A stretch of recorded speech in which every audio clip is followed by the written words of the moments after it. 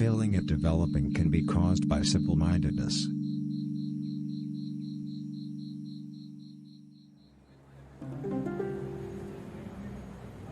You can believe in cheap thrills.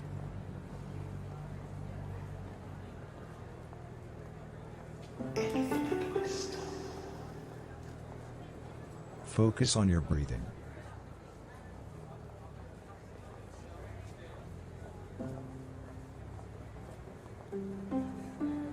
Think about how your consciousness and the world are two separate things.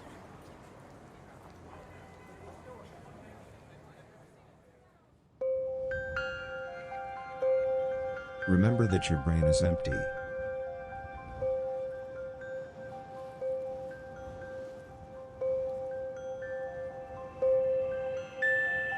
Now come to notice your body.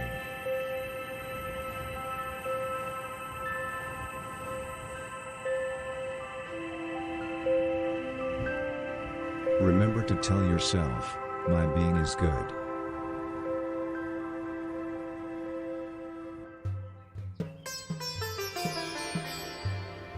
Say to yourself repeatedly, I am very fine, I am very fine.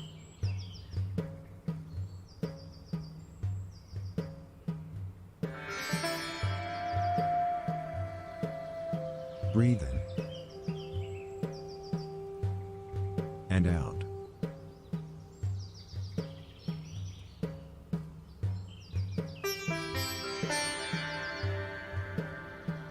Self-consciousness is sluttiness.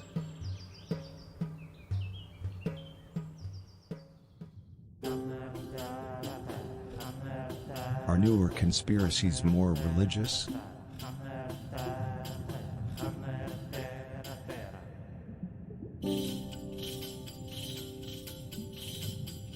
Keep reminding yourself that you are strong.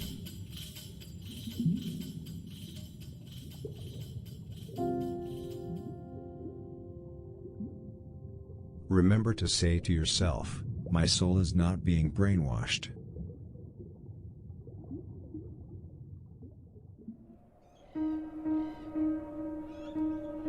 Try to buy something that no one has ever bought.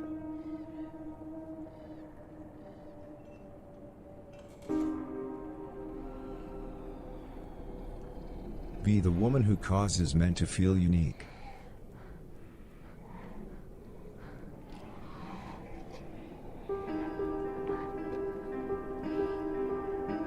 Breathe deeply.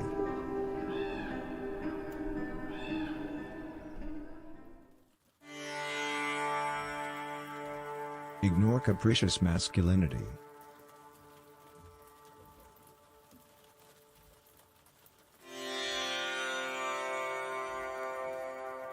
You sissy.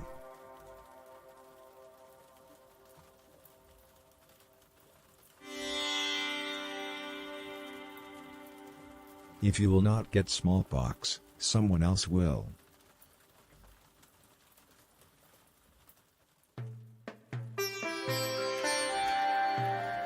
Keep focusing on your breath.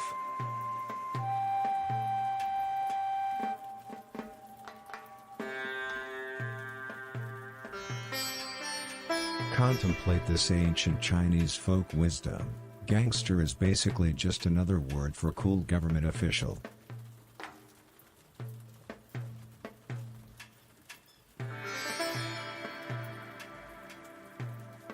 Let yourself be guided by the ancient Chinese folk wisdom. Your secret fears are just lies for the sake of lies.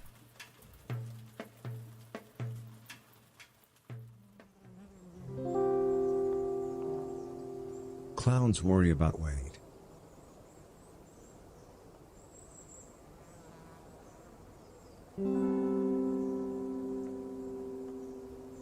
Notice each point that connects your bodily orifices to the self.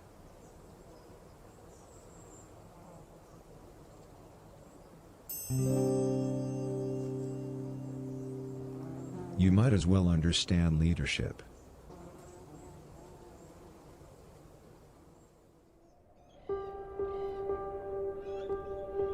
Begin to feel the heaviness of the thoughts in your head sinking into the floor.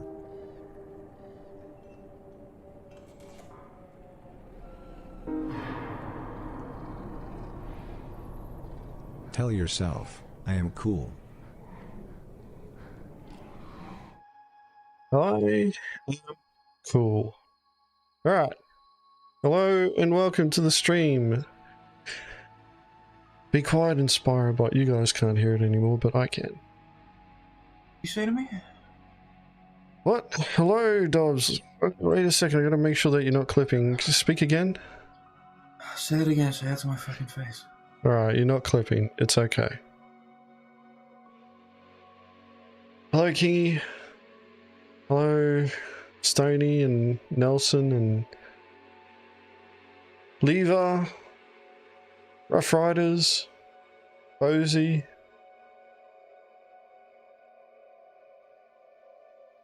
How are we all doing?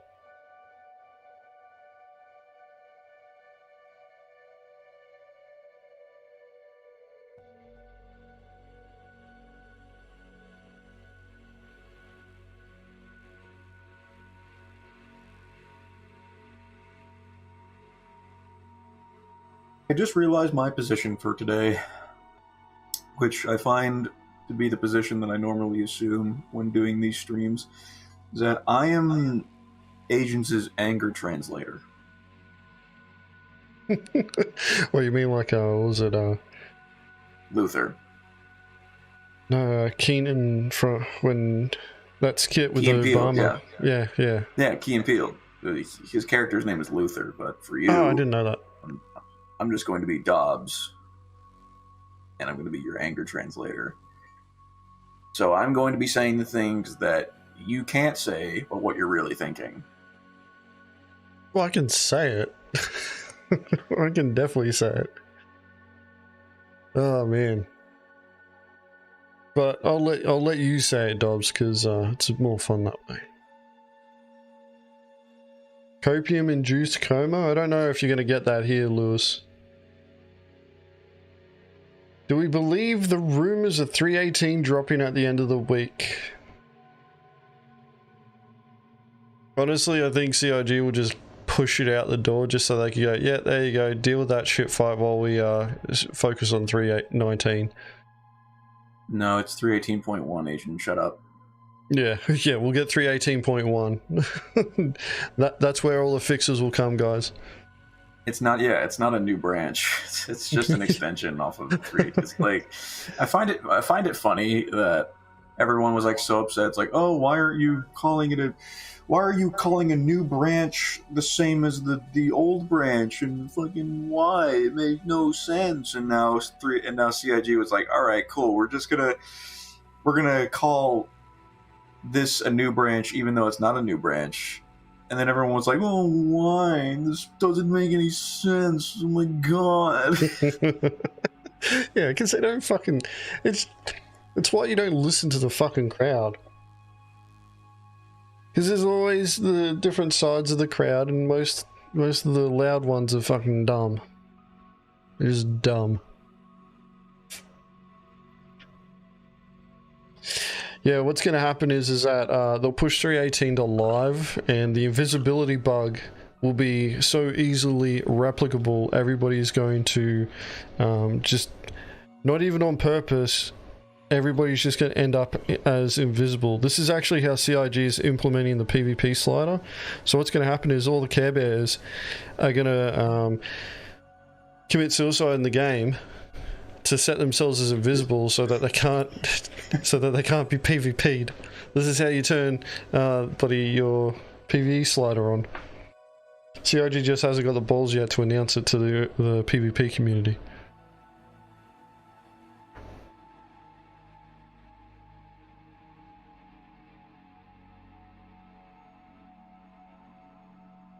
Oh god. Oh. 100% dirty. Congratulations as well on the 1K. I know I've already said it to you a couple of times that everybody Chaos Squad hit 1K subs on their channel today. The milking paid off. Congratulations, man. You did it. Gotta love it. Alright, just talk again, Dobbs. I'm just messing with the compressor now. Why are you doing this to me? We're just fucking trying to just balance the audio a bit.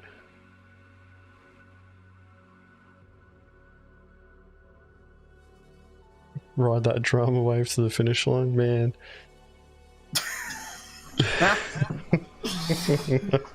God, so true, man. Holy shit! But hey, now you gotta take it.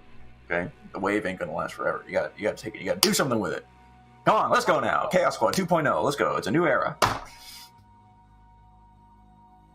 Delete the channel and start again. You now know how to get to 1,000. You should be able to do it faster.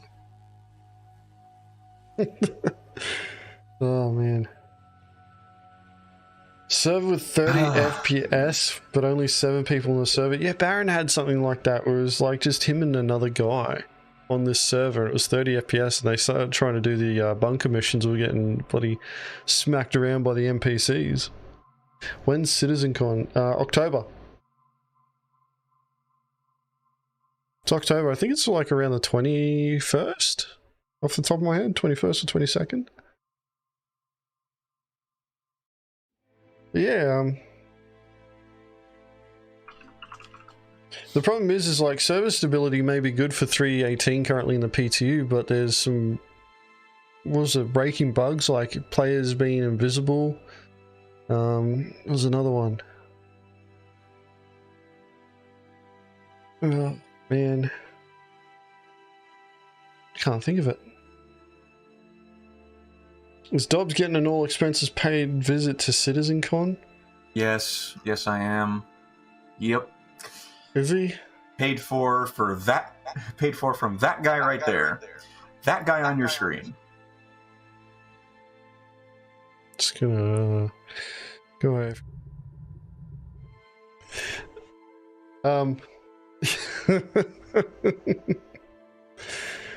We're gonna have to, buddy, what's it called? Start slapping down some more, we're gonna have to get the members things up and running then, Dobbs. We're getting close to that 10k mark. The membership for the channel.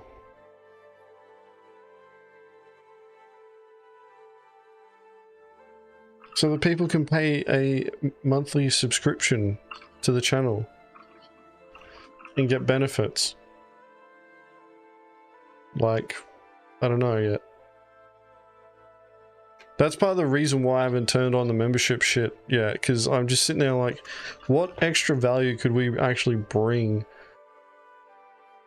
Because the other side of the problem is that if we say that we got to do something, we've actually got to do it. I can do that in the public guilded server. I know I can do it there too. Mongrel feet calendar. I don't know how popular that would be. I don't think advertising that on YouTube would be the best platform.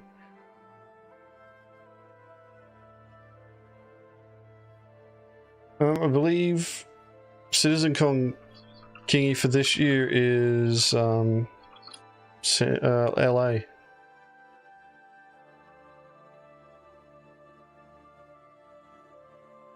Scan and ping still sucks. Yeah, that needs to be fucking fixed.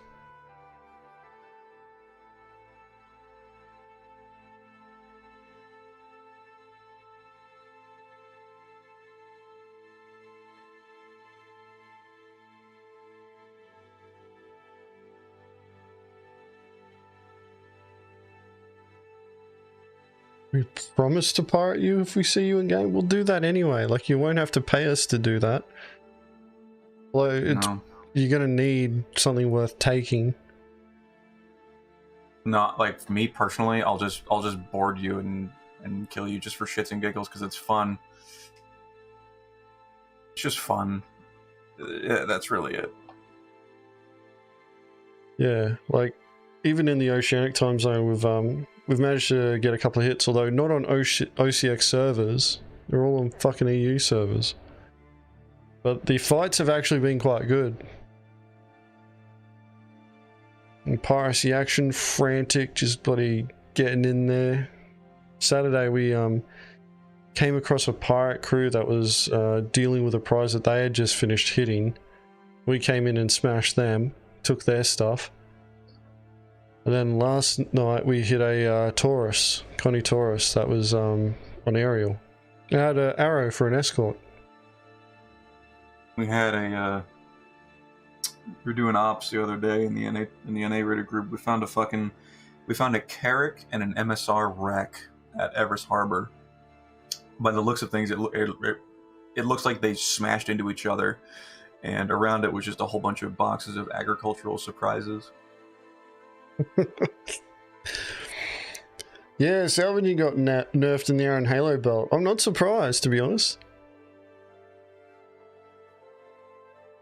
I'm not surprised. Oh, like that means people can't hide in the Halo anymore and get their salvage. Oh my god, no! I have to go to Lagrange points and get my salvage. Oh my god. That's all right. We're gonna be creating salvage. We'll be creating the salvaging gameplay economy purely by doing piracy. Pack rats are gonna be making fucking bank with the amount of fucking wrecks that are gonna be getting around. They're just gonna be following us around. Yeah, but they're trying to fucking haggle for the price of the discount. What? Bitch. Yeah, they're haggling agents.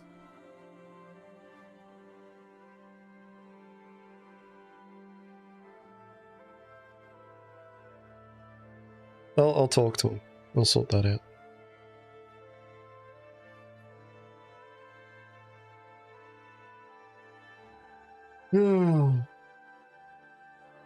It's keeping big orgs just spawning in ships to salvage? Absolutely nothing.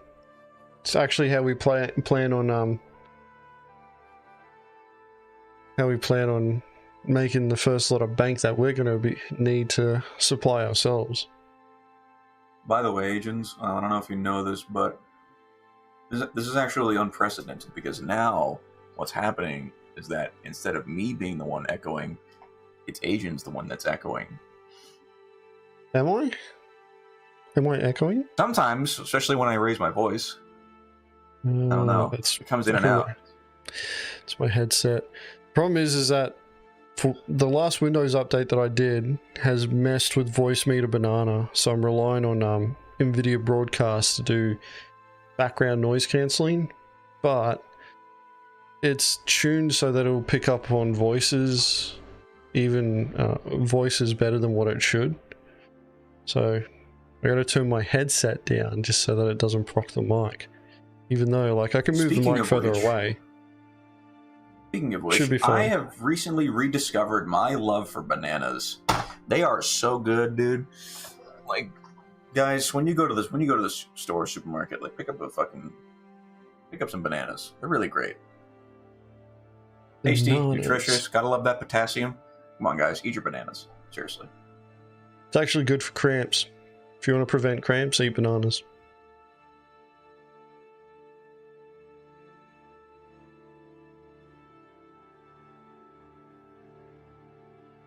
Cat's meowing at my feet for no reason.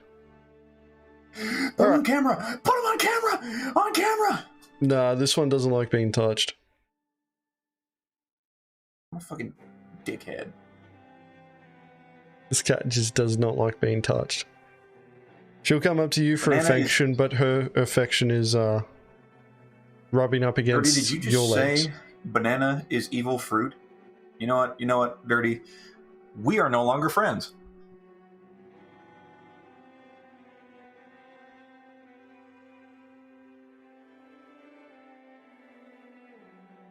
I cannot handle being like I am not that tolerant. I cannot associate myself with people that don't like bananas. Meta, I'm on the internet and everything that you hear on the internet is true. The allergy is just in your head.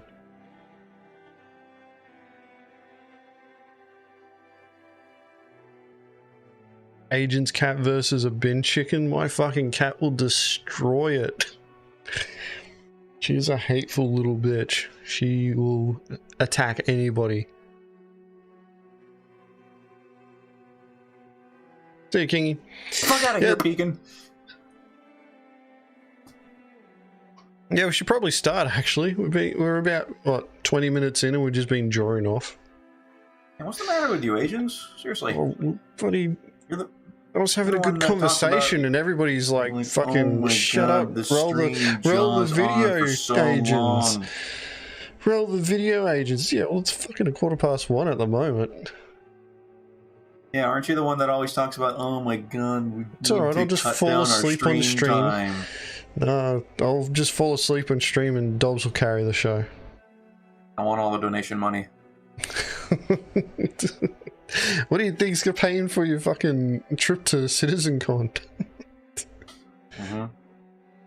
Alright, let's move on to the first video. So the first video you guys might recognize. I don't think they're in chat at the moment, but here we go. Over here to the reaction scene. Wink? Fucking, I don't know where the link is. This one actually,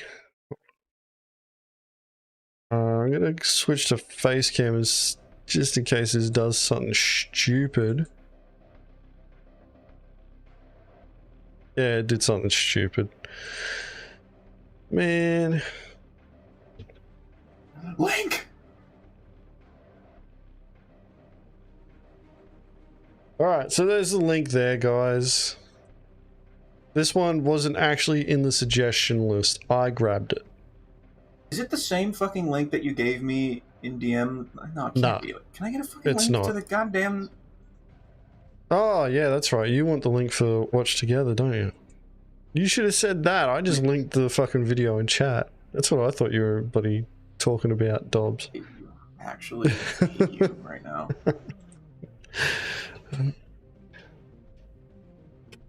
Alright, there you go, Dobbs. It's in all comms. Alright, here we go.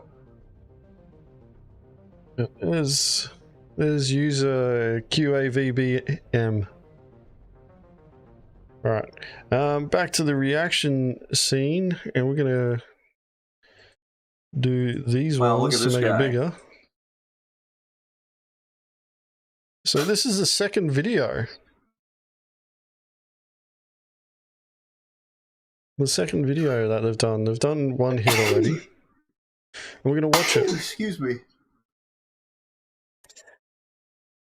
Technically, yes, the auxiliaries do have their own channel. It's actually run by me, but this is one of the auxiliary members. Wow, I can't believe... Imagine posting auxiliary content not on the auxiliary YouTube channel, Agent. What the fuck, man? Let's just watch the video. Did you pause it? Why is it not playing? Agents, you have to click the actual play button. You can't click on the video player. Oh my god. Let's go back to SyncTube. No, we're not going back to SyncTube. I'll say, like, you're not... Jesus Christ, the epicness is just... And Frank. Wow. And this is so... It's just so epic, man. Wow. Apparently this came from the Destiny 2 soundtrack. Yep. Bit of trivia there for you. Right, they're at Arco 1.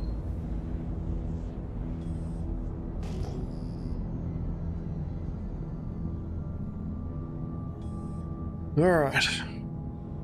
Just to be clear, though, since this is a fucking Ox video, I am so prepared to fucking completely roast the shit out of this. Don't be too mean, Dobbs. I'm actually interested to watch this one because oh my god, I read some of the comments. I'm probably gonna rip this apart. It's gonna be great. All right, let's go. So I usually start off by going over here to the left.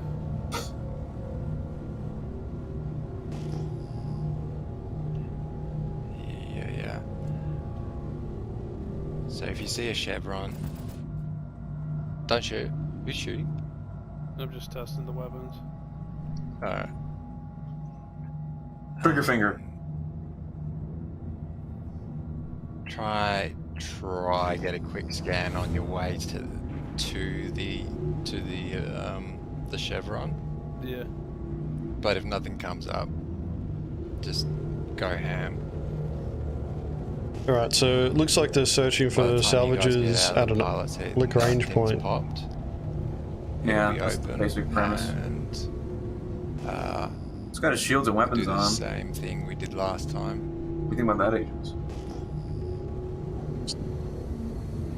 No need to be stealthy Which I'll here. explain along the way. There's shit Got one. everywhere. Got one. Alright, give it a scan while you get there. What is it? QED on immediately. Wow. I don't. So in my experience, if you target them now, they are going to run, and they're just going to run. It depends on whether or not they're in the sea. That's why you need to. Never mind. They haven't scanned yet. Scan. Yeah, I know. Let's see. Scanning. Head towards him while you do it. That It's EM fine. hasn't It's a jumped vulture. high. Alright, let's go for it. It's only sitting around 15k. Just going to be one guy. Yeah.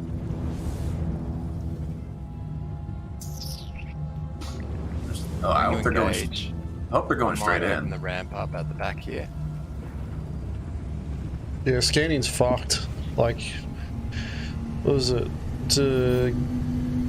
Fire. We ended up having to... Go for a Frank. Hold up, sorry. I'm pausing on the exciting part. During our hit that we did on yesterday, we had like our scout 3 or so kilometers away just to see the cargo. So like how close they are, yeah, I don't blame them just going in and just guns blazing because scanning's just so fucked. Well, yeah, like that's fine, but he's talking about just targeting, right? And whether or not you can target depends on, whether he's in the seat or not. And usually you can tell when they're in the seat because when they leave it, the ship will go white, or if they leave the ship entirely, the ship will go white. So that's usually a pretty good indicator that the player is not in the seat, at which point you can lock and then remain safe.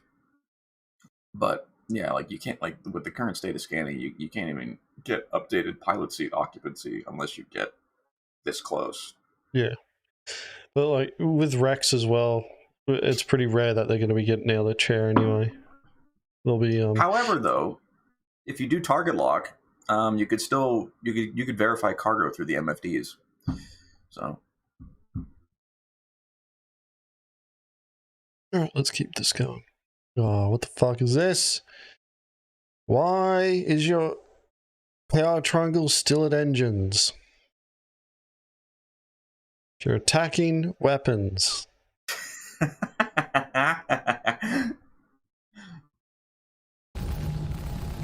It's alright. That's it. He's fucked. Now he's switched to weapons. He just lost. Oh, the target just lost an arm. Good night. Watch that extra fire. Yeah, watch the damage. Watch the damage. Oh, nice one. Oh, yeah, That's pretty it. soft death. Ooh, they're Okay. lucky there. Good. Is he dead? He's soft death. No, he's in the ship still. He's in seat. Alright, I'm opening up the cargo. I'm gonna lay down. Can you face the back towards me? Will do. Stand by. Alright, Frank, can you come with me? Yep, getting out.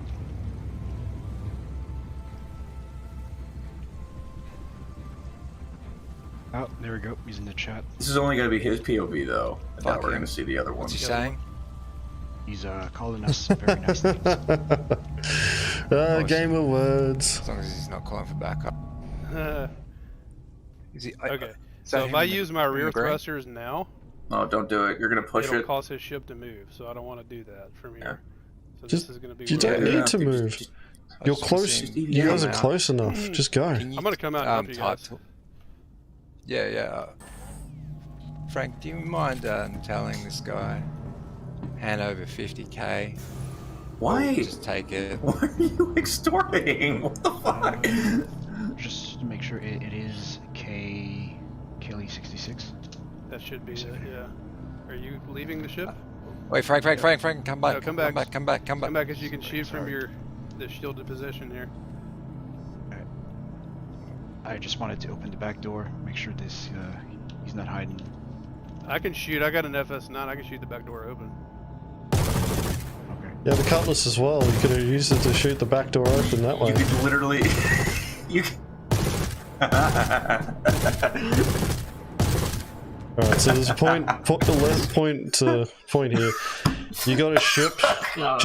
Just use the ship weapons. It'll achieve it faster. Like it'll only take like 2 shots. To be fair to them though, the fucking ships in a soft death state are extremely fragile, and especially on small ships like this, you're not going to be as extremely precise and accurate, especially like when you're close like this, even when you're far away.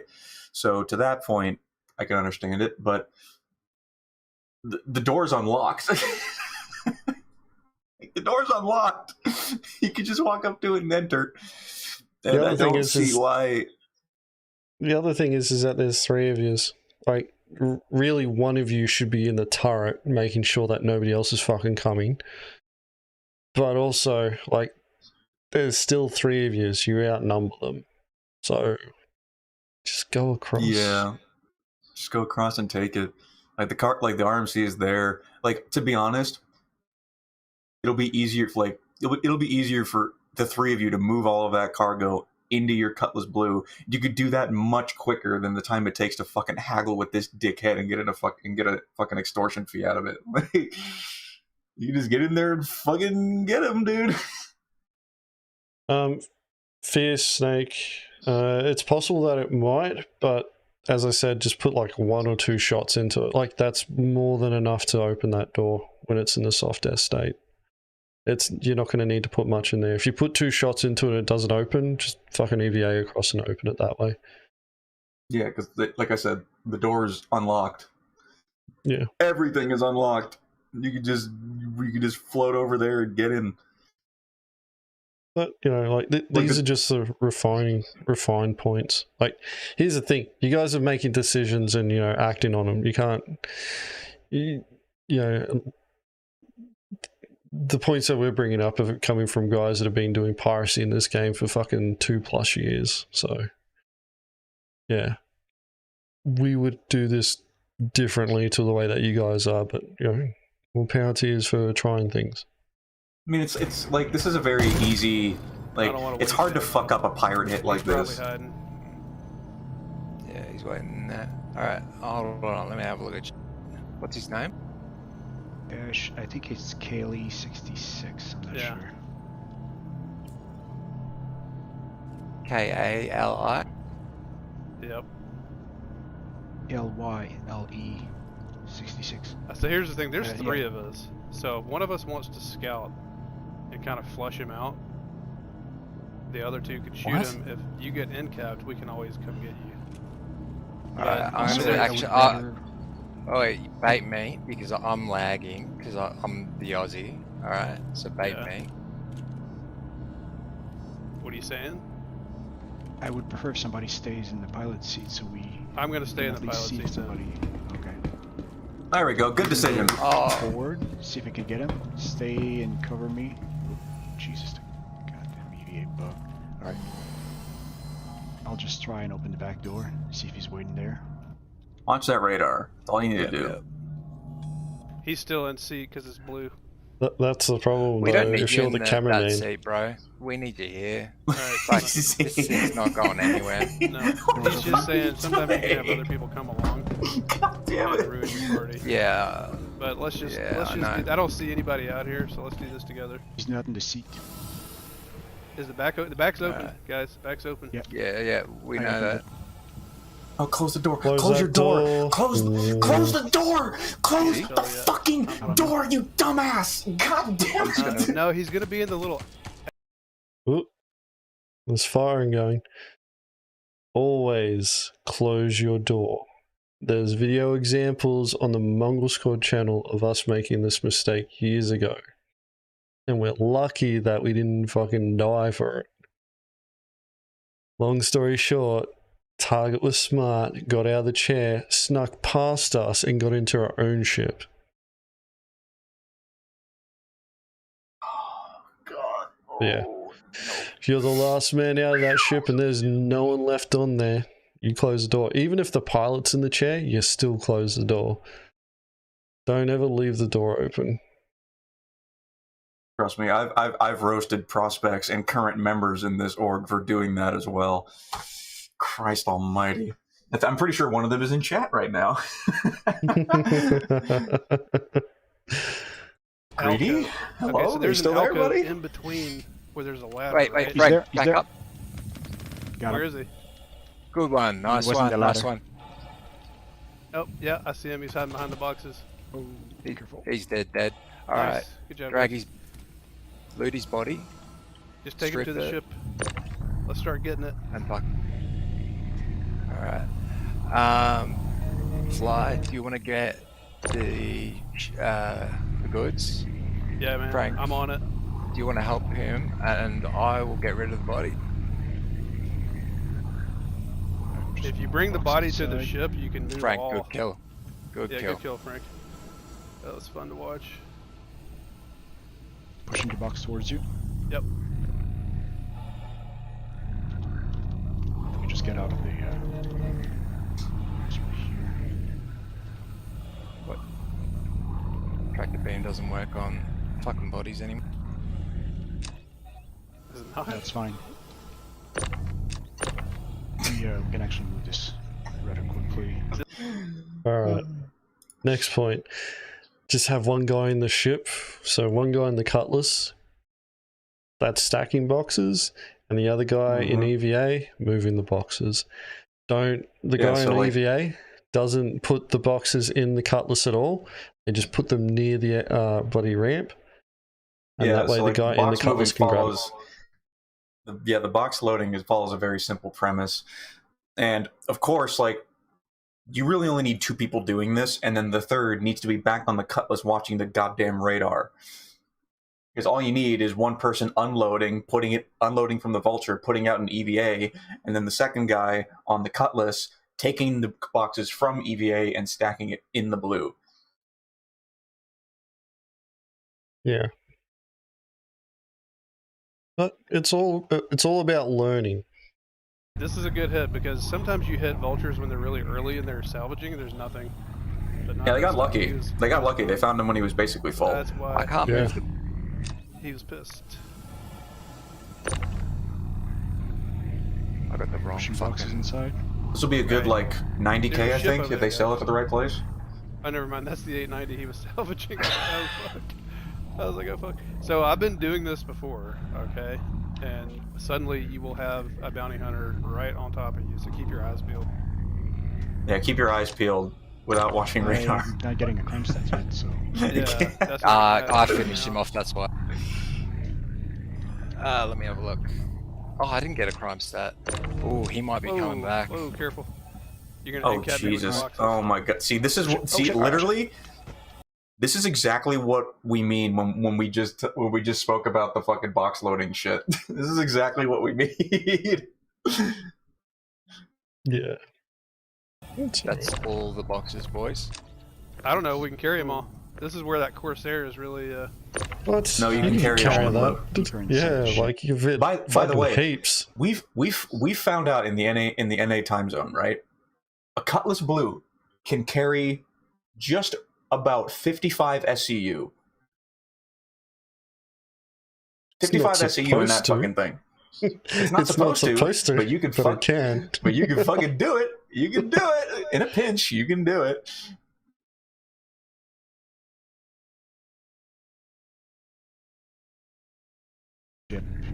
So yeah.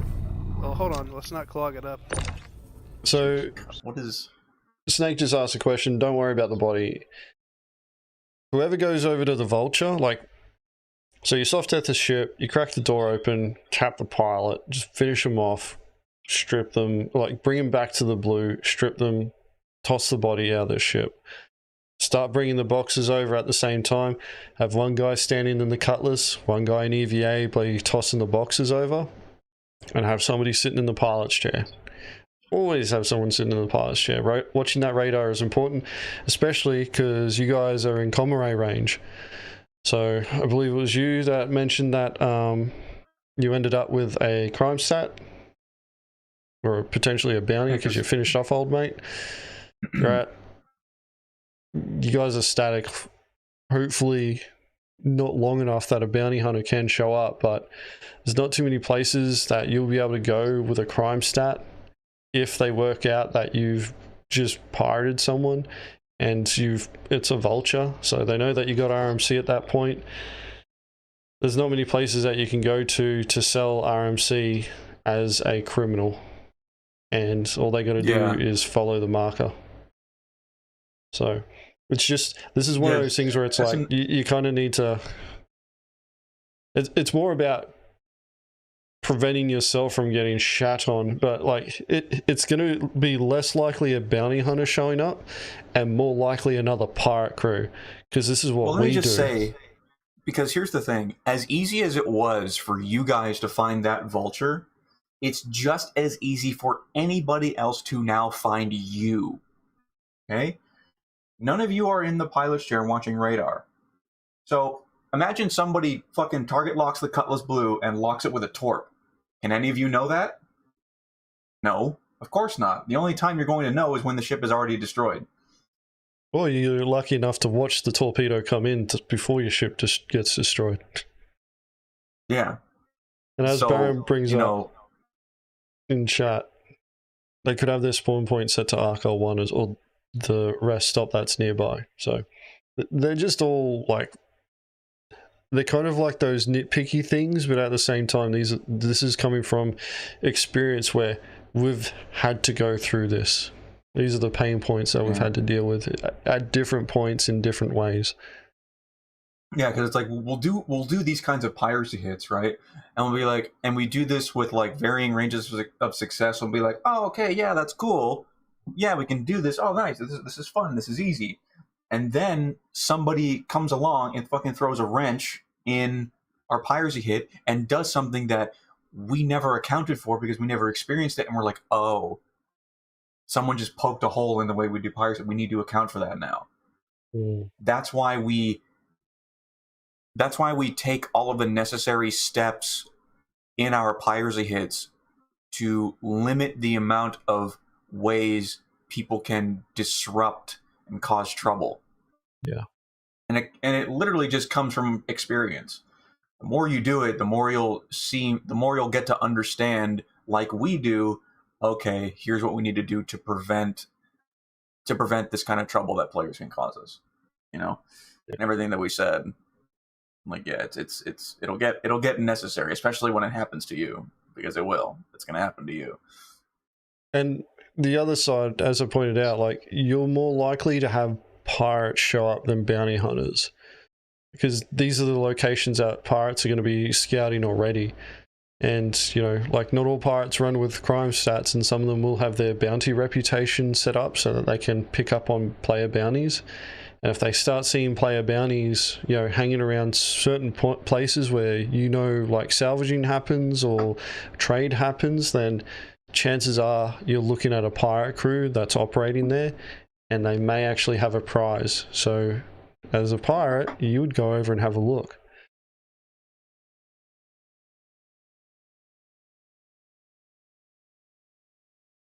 But, like,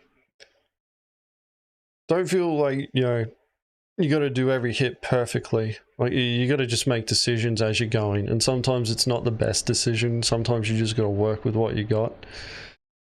We're just giving points based on experience, so like, you guys may get away with this, and that's great. Just keep in mind though, like, the caliber of player that you want to keep in mind that you're dealing with should always be better than you. And when you treat the people that could potentially, that you may potentially go up against, it'll always force you to consider security and doing things to mitigate risk as much as possible, as opposed to tunnel vision on the prize. All right, let's get this going. Risk mitigation, the big thing. Let's snap it onto all the grid that we can first. Yeah. Slow as smooth, smooth as fast, there guys. You go, man. That's one of my favorite sayings. And it is one of the truest. I'm just gonna stay clear of the ship, keeping an eye on possible encounter.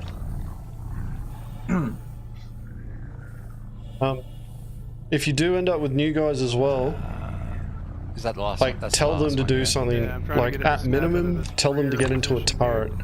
Like if there's box Frank, can I moving, get we you back always in the make them turret move the in case boxes.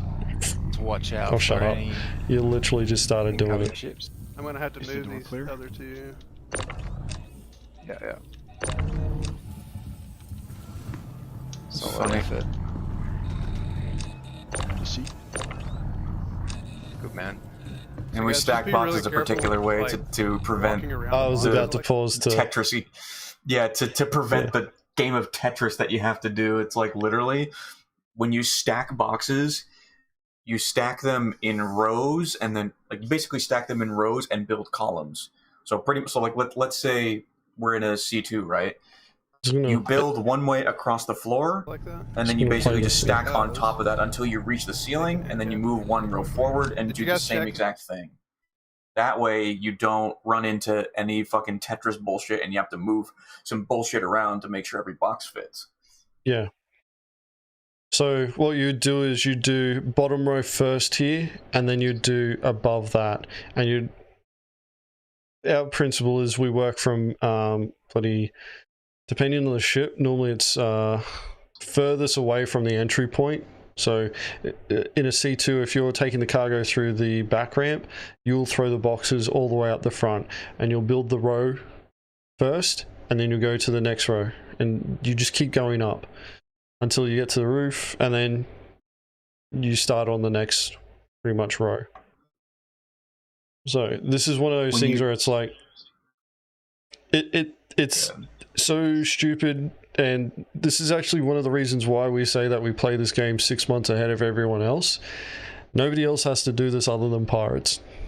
So like right now we're learning how to stack boxes the most efficient way so that we can do it quickly, so that we can, instead of spending 2 hours transferring the boxes from C2 to another C2, it's literally like I think our EU RGSS managed to do it in 40 minutes, and that was like 4 guys, and they had it daisy chained, but they had their shit down, wide tight, and even then, like, that's still a long time. But there's not much that you can do about that.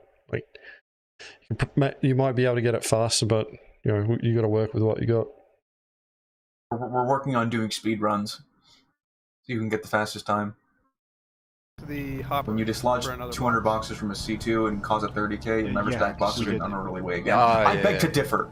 Okay. So Says this you, is- Just sir. want to make a multi-tool might be enough. I got plenty. Just as long as we didn't leave anything behind. Let's go sell it. Oh, and Nice the hit, boys. box Smooth. from the ship. Say again, Frank? The box from the ship. We're gonna blow up the vulture. One of the things that I want to point out too is that the title of this video says "Flying the Red Flag," but offered an extortion. just a tiny little nitpick. I just think it's funny. Dobbs nitpicking. All right. Yeah, we're gonna blow it up. Okay, got it. I never leave anything just out here like that because I don't want to deal with that marker when we come back and think it's a new ship.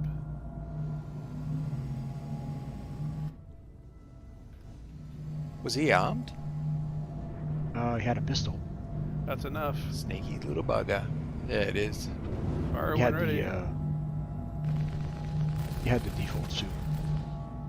Got everything. Good shooting on the fucking turrets. Why didn't you check on the Everything. box? We can sell Gotta these check those at boxes. the, salvage Well, there was a place. crossfade, so they could have. There's a time jump, agents. Come on now. That's right. Where should we go to sell it? We the either orphanage? go- Max. Yeah. No, not the orphanage. The Samson Where? claiming. Oops. Let me double check something. It's Let me double check. Oh, they're at Hold on. Arca 1. Dude, with 3 of us on a blue against a vulture, they're fucked. Every time. No chance. Grimhex sells for the most. Why aren't you going? Why aren't you that going to poor bugger's Grimhex? fucked up. Don't even know why he was sitting in there. Grimhex sells It for did have a pistol. 6.3k and per SCU. Well placed. Not headshot. the or three. TDDs sold for Oh, most. Oh no, I just. Yeah, but we're read- talking read about the torso stolen. with the, Like this is the stolen gaff. RMC. They can't sell it But at I'm saying TDD. if he love was Wait, I going thought up they against when one they person, fix that? if there was only one of us, because I do that a lot. I thought RMC And wasn't he had considered stolen regardless of who Coda made it. pistol in particular does a lot of damage. Where's the best place Was to that put down changed? here? It's closest to the I turret. mean, I know it was a bug where Yeah, cargo right there. would be considered legal if you stored it and pulled it out, but I wasn't aware of RMC being Terminal. Yeah, not no, considered like stolen. Boxes? fuck. Now we gotta check again. Oh, never mind. Even regardless, though, it's like, Alright, good. what are they at? They're at Take the off ship orphanage. or else you can't sell it for some reason. Yep. Oh. Okay, I got it. Yeah. Don't Hold know up. what the cargo is. Took Space Cutler 2 hours to transfer a half full C2. What the fuck were they doing? 2 hours? Doesn't take that long. Two fucking hours? Oh wait, well hold on. How many people were there? How many people? 6. 6 people? It took you Oh, fucking 2 nah, hours with nah. 6 people? The problem that you have there is you got too many people involved in that. There's a point where you actually have too many people moving boxes. Like, whoever is stacking the boxes, if you don't want more than 2 and they need to coordinate with each other, anybody else that's lobbing boxes over, fucking, you got to make sure that those boxes aren't going into that C2. But yeah, like fucking 2 hours to move half a C2, man, like that's not good. Jesus. That's, yeah. Oh my goodness. Yeah, like you guys are gonna work on your box stacking. You gotta work on that box stacking skills. Come on, guys, we're just aggressive industrialists. We gotta do this shit too, man. Cutlass always says that he's an industrialist at heart. He just does the second half of the hauling. But back to my point, though, even if you can sell the TDD, like, why aren't they going there? Why are they here? I don't understand. I think they consider because it's stolen that they have to sell it here. Yeah, but even so, you can just go to Grimhex. It's like I said, Grimhex sells for 6.3K. It's the highest. It's the highest value. Decision. But agents, I'm nitpicking. Yeah, well, Let me do my thing.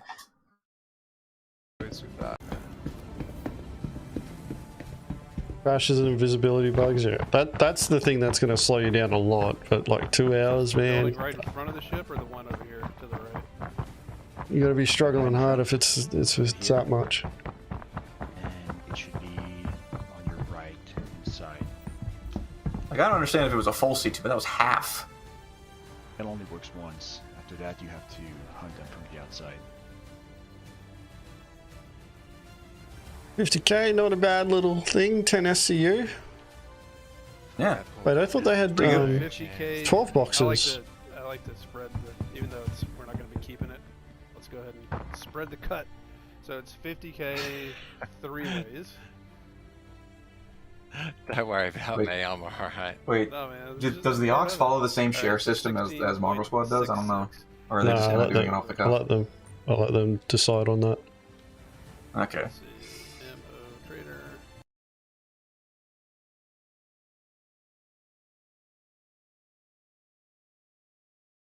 Yeah, Grizz, I can tell you now, don't bother with cats. In fact, we're moving away from using larger ships to load cargo into.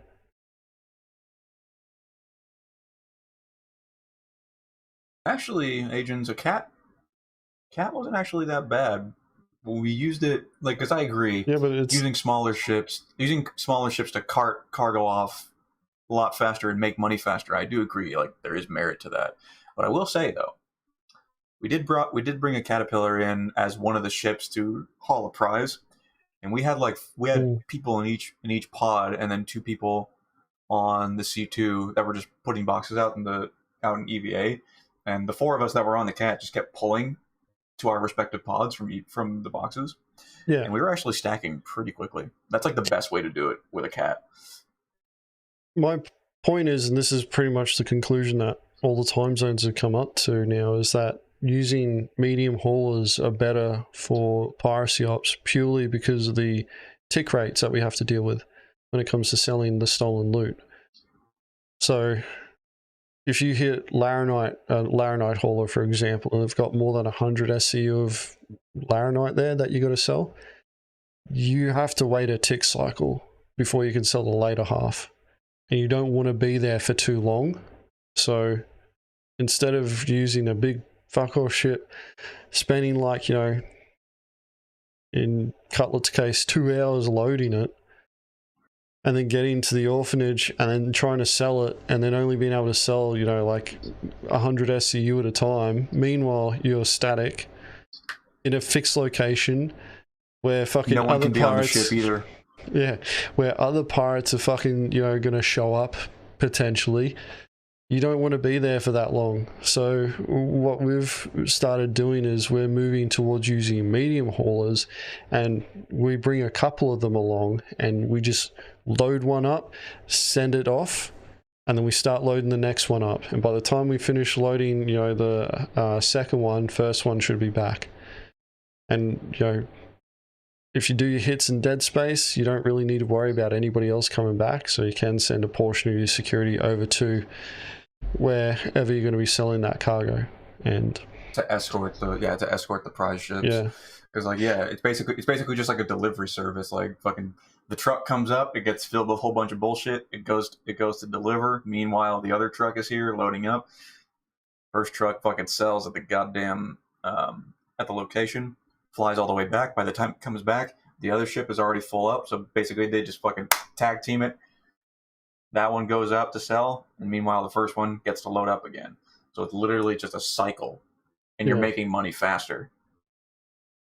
And that's the other thing as well, is like, we'll be monitoring those places. We'll be checking, you know, who's, you know, what are the commodity volumes at, because that's another thing that you can do at those commodity terminals now.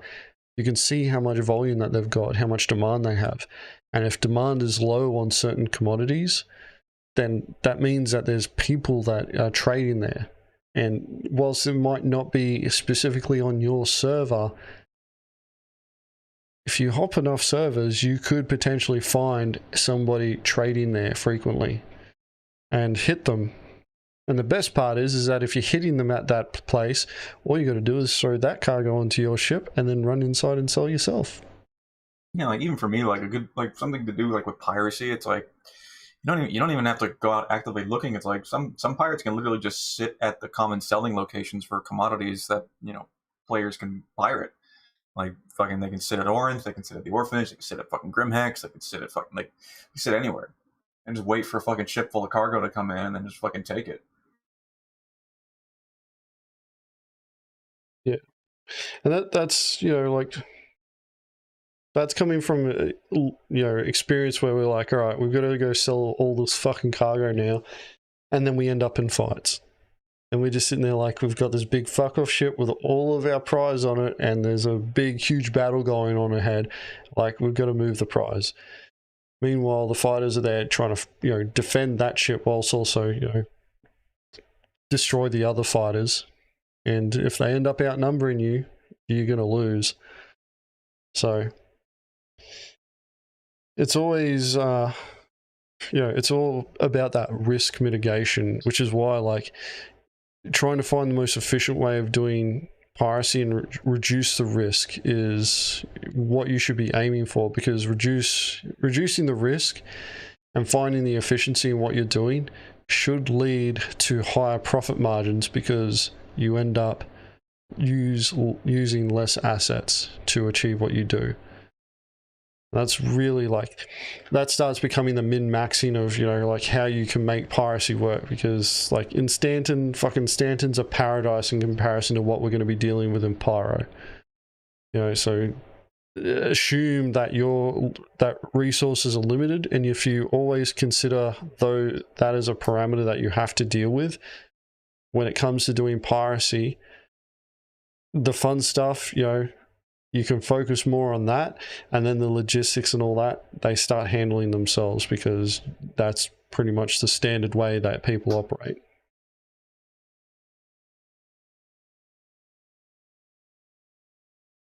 All right, let's keep watching. We're almost at the end. I think this is Were just these them airlocks splitting the open credits. The whole time, or did you guys exit through them? Good.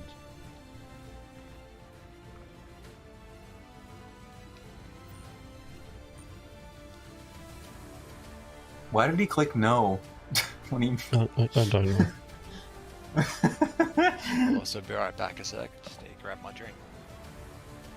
Make another transfer. No. Wait, yes. Ship's bouncing around like this. That little bit of desync bounce, that can handicap you too.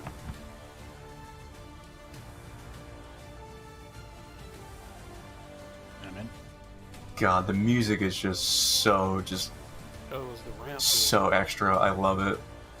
The ramp was pushing the back of the ship up and causing it to kind of freak out a little bit. Fucking crane bloody claw is swinging. Hey, didn't know that? On a moon where there's no Noticed. fucking wind? Ain't that something? Yeah. The Mongrel auxiliaries assemble. Yeah, the auxiliaries. Let's go. The auxiliaries. They get hits. And Frank. We better not forget Frank. Yeah, fucking I Frank, forgot dude. Frank. You bastards. How could you forget Greatest moment Frank? of my life. Well, it was a good discussion. Like, that actually went for quite a while. The breakdown of it. But yeah, like, I've actually wanted to Learn do from- more of those as well. And we've actually done some in the past where we've actually critiqued our own hits. And so, you know, like, if you guys do want to see us critique piracy hits, you know, feel free to throw them in the suggestions for reactions on the Mongrel Squad public gilded server. Even if they're Mongrel Squad ones, we'll do it. Yeah, critique. She's fucking roasting it. I'm just kidding. Yeah, you get to hear feedback straight from Coach Agens and Coach Dobbs. -7 asks, what I don't get is, if you pirate without a comm how would anyone know that cargo was stolen? I argue you should get full credit for said items should you conduct yourself outside of comms areas. So the reason why the cargo is considered stolen is because the boxes themselves are marked as belonging to someone. COG They has get marked spoken as soon about as this in it's the purchased. past. Yeah, so the boxes have ownership on them associated with them. And it's not only a gamified thing, it's actually something that CIG is planning on building into how boxes and commodities actually move around. So a box will belong to a person, and then you put stuff in that box. And you can take stuff out of that box, and that box will still belong to that same person. If somebody else takes that box, and they don't have permission to take that box, then, and the police scan you with a box that you don't have permission to have, the police will assume that you've stolen that box. So that's how it works.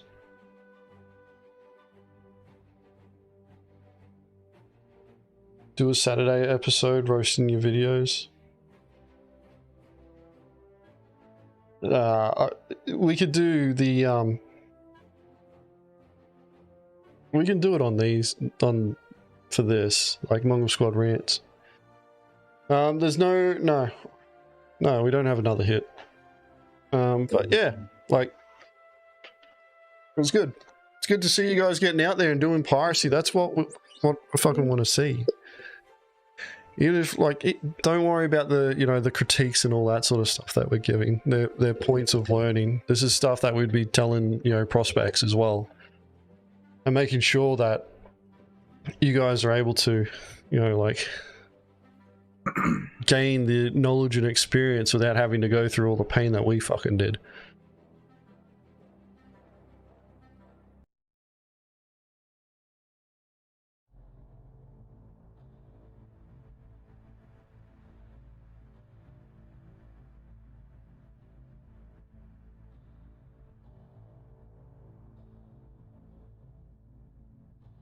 Alright, so guys, let's should be able to move on to the next video.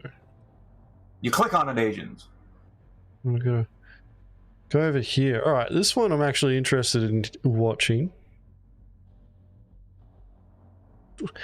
I What is this clicked guy? on... Oh! Yes! I watched a little bit of this. I did indeed. Yeah, I clicked on the middle of the bloody video expecting it to not play, and it fucking starts playing. What is this? It's not as bad as SyncTube. At least we can fucking pause it and, you know, rewind and all that. Man, SyncTube. How hard? Alright, where the You can just where is never this have link? any positive thing to say ever, and that's coming from I me. literally just said something positive about bloody Watch Together. It's better than Yeah, but it was SyncTube. coupled with something negative, Agens. It's never straight positivity coming from you. Oh, fucking, you'll be right. Aren't you supposed to be the angry voice anyway, Dobbs? I am. Yes. Then why am I being the angry voice? Alright, so this is a video that we're reacting to for those who are curious. This is Bearded Oz, and what he's talking about here is it's a video to the haulers talking about cargo and piracy in 318. Uh-oh, get ready for some fucking based takes, man. I am so ready. Did you press start? I didn't press start. Oh, you want to know what happened? Hold on, I'll rewind it. You want to know what happened? Wait, what the fuck? Okay, hold on. What are you doing? The Star Citizen. I got it. Yeah, no, it's fine. So I think what I did was I punched the arms of my chair, and then that may have hit the play button, like, just from the sheer force.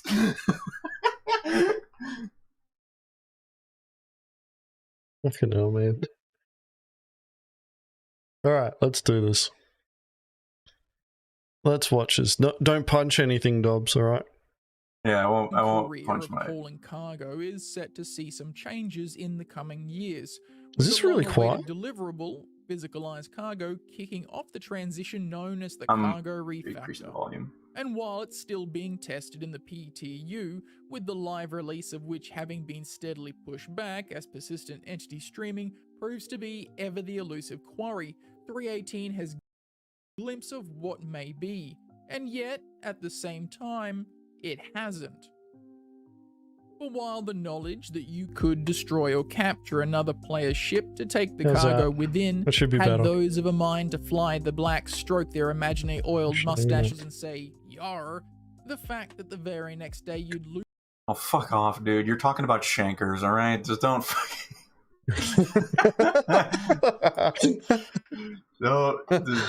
please don't group us in with folks like that, because Christ almighty, oh my god. Fucking goes on Spectre but does some dumb shit, does fucking yar. It's so stupid, man. God. I hate it so much. Alright, calm down. Yeah. Lose the riches gained with the next update of a hopefully bug-squashing patch released had many a pirate saying "Nar." And that's not to say there aren't still attacks on haulers and miners and salvagers, there are, but the likelihood that such attacks are piracy motivated, more so than itchy trigger-fingered murder hobos "it's PvP bruh" related, is lessened by the fact that the money doesn't really exist. Like anyone is smart enough to fucking tell the difference anymore.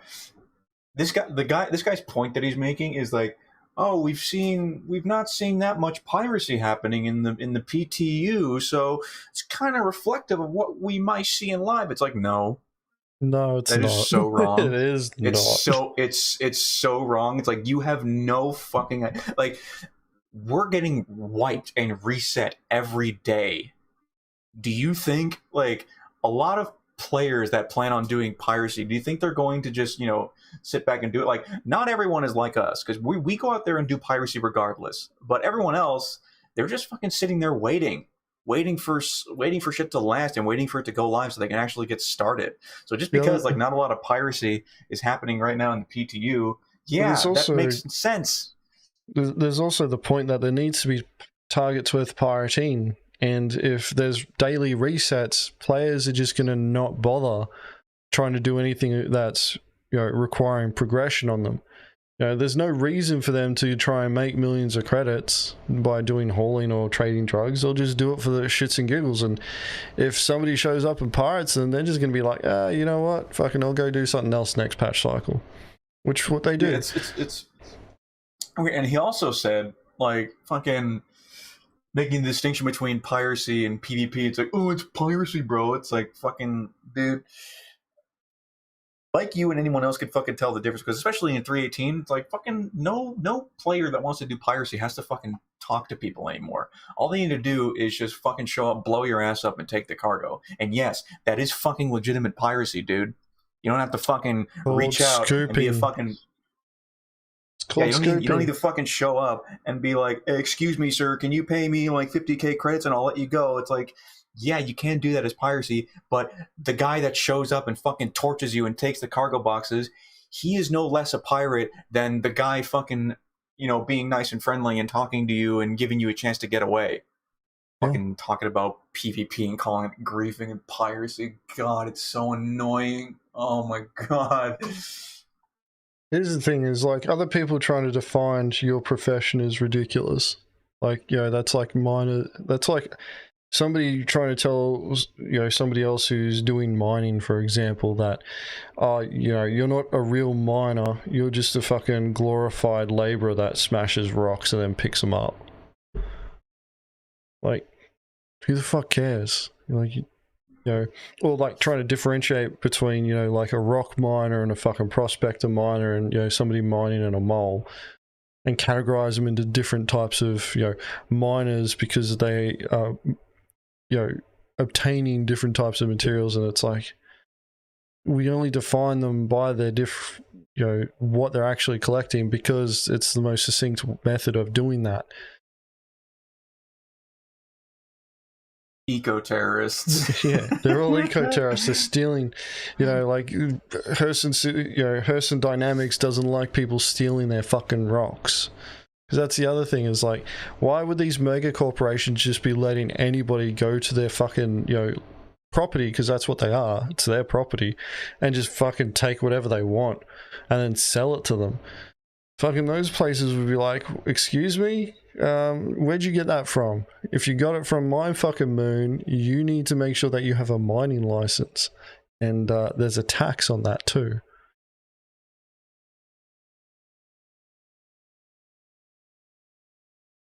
Yeah, legit. Yeah, legit piracy is the ultimate moving goalpost. Yeah, exactly. Oh my God, it's so ridiculous. It's just silly. It's so silly. Like, people's definitions, like the mental gymnastics these fucking guys have to play to give these definitions and justify what we're doing as like griefing or whatever. It's so bizarre. That's why we in the MPA episode, the intro to piracy, there's 4 types, and we cover, you know, the one that people keep saying is griefing, which is called scooping, which is you just destroy the target, pick up the fucking, you know, the scraps and move on. That's piracy. You obtained goods. Doesn't matter that the other fucking guy didn't survive the attack. They don't need to. You're after the loot. If they get in the way, that's their fault. If they want to get in the way and they get fucking steamrolled, that's their fault. It's like the other players' experience and enjoyment it doesn't have anything to do with piracy gameplay, other than just them being there for us to take shit from them. Well, their experience is their responsibility.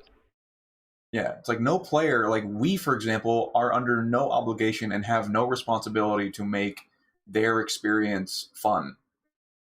No. Just like they don't have to do it for us. Like, they didn't go out and do cargo hauling so that they can get pirated by us. We're just an element of danger that exists that could potentially, you know, crop up. But, you know, they're not playing Star Citizen to be a fucking target for us, just like we're not playing Star Citizen to be dangerous to them. Like, I'm playing Star Citizen to be a pirate so that I can, you know, enjoy the game that and play it the way that I want, just like they're doing that.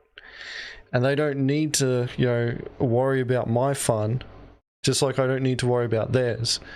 There are only 2 entities that should be concerned with fun in this game, and the first entity is you worrying about your fun in the game, and the other entity is CIG because they're the ones making it. So anybody that you engage in, any sort of conflict or, PvP or racing or anything like that, you don't need to worry about their fun. That's their responsibility. If they don't want to fucking prepare for, like a potential piracy attack, they want to run around in their sperm suit because they're too, worried about losing their armor and, paying for fucking armor and shit like that, which is ridiculous because it's so fucking cheap. If they're too worried about that, and then, they're sitting there going, oh, buddy, I don't need to wear that because if I lose it, I don't want to lose that progress. It's like, fuck me. It's just a game. You'll lose shit more to bugs than you will to another pirate. And that stuff is so easy to acquire. Like, credits are stupidly easy to get in this game. So dumb. Alright, let's keep this going.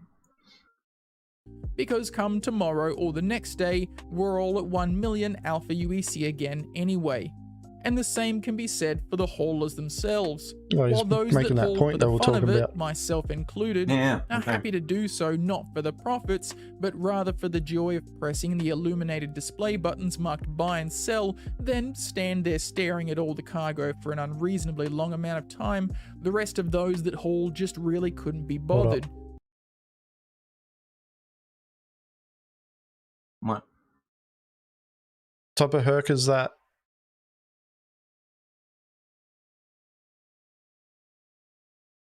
Should be able to tell based on the cargo.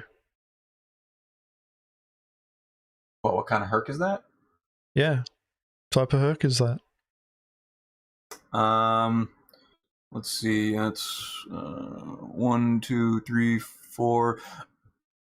Assuming he just bought that and didn't stack it, that's 4 stacks high. I think that's an M2. Nope. Wrong. Dobbs failed. Demote you down to prospect. You could start again. No, it's a C2. M2 is 3 high. I remember. No, I remember. Yeah, it gets bought with 4 high, but you can actually stack higher. You can stack higher than it's bought. Yeah. But that's the thing is that I forget. M2s bloody come at 3 high. C2s are 4. Yeah, I remember. And believe it or not, that's actually important information that you as a pirate should know. Because if you board a ship and somebody didn't scan it when you're boarding it, you need to know what type of ship you're dealing with, because that ship may have extra weapons in the armory as opposed to it being a fucking, a little rec room. Yeah, it's easy to tell when you're on the main deck. The rest of those that haul just really couldn't be bothered. Because what good is getting your route down pat when all that payoff is just going to turn into the same number as everybody else's tomorrow? And so, with this in mind, we haven't really seen what cargo and piracy is truly going to look like come the live release of 3.18. Citizens, my name's Beard of Oz, and today I'll be ruminating on the possible outlook of 3.18, cargo hauling and piracy. I'll point out a couple of things I think might play a larger part in how the dust will settle after this Jesus patch hits live, and how it might affect those that don the trucker's cap. If you enjoy my content and would like to see more, hit that subscribe button, and while you're at it, the like button for this video is there too. Most of what I'll discuss here I've spoken about while streaming over at Twitch. I'll leave the link to that in the description below. Now let's dive in. Right, cops, would you pirate a solo rock miner or waste of time? Depends on how much they have on board and depends on how many there are of us. Yeah. Like, literally, we could just destroy it, scoop, and move on. We could do it flying by with the Cutlass Blue. Yeah, because literally, like, you pop the rock and the box spawns with all the gems in it. And then get one of your boarding team guys as you're flying past the bloody tractor beam it onto the ship and just keep going. Like, it's actually gotten dumb. Piracy oversimplified. Yep. Good way to start out though. Like, if you are trying to get your feet wet with piracy, go after rock miners.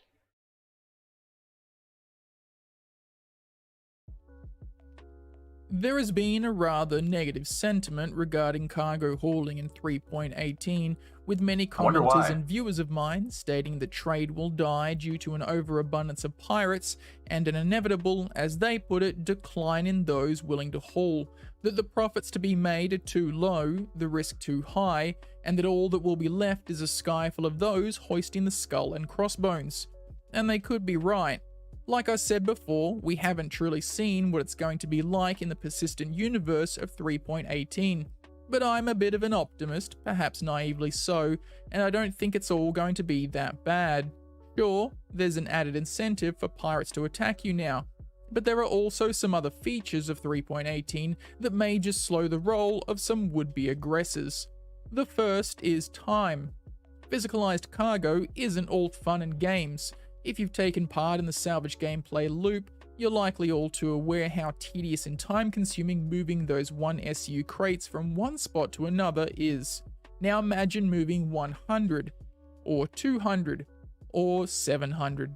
It's great. I spent 2 hours throwing crates out of a C2 above Port Olisar for fun. Now imagine moving them from one cargo ship to another. If a pirate or pirate crew wants to start hijacking ships for their cargo to make profit, they're going to be moving crates for a while. Now, I'm not saying that it's going to stop piracy in its tracks. In the same way that haulers love to haul, or hull scrapers love to scrape, or miners love to mine, not for the profit, but for the activity itself, so too will there be pirates that enjoy the act of removing that cargo from one ship and putting it into theirs. What I'm saying is, once the novelty wears off, the number of actual pirates will decrease. The next is the updates to criminality in Stanton. Gone are the days of a 6.5-hour prison sentence that can be knocked on the head by 2 oxygen kiosk missions. Prison sentences have taken a bit of a bump in the PTU, and the likelihood of them remaining so seems high. Sure, there is more to do in Klesha now, but that doesn't change the fact that should a bushwhacking go sideways, a pirate is looking at a potentially long-staying Klesha, or a permanent position as benchwarmer in Grim Hex. And sure, a pirate and their crew could always go and clear their crime stat at Security Post Korea, the only place you can hack your crime stat, which is a PvP hotspot even in PTU, so you know it's going to be popular and live. And even that falls into the first point. Time. The longer a pirate is evading justice or serving time, they aren't pirating haulers. The next thing to consider is I get sent to prison. We call the cartel boys. Hey guys, it's me again. Let's just do it. God. You know,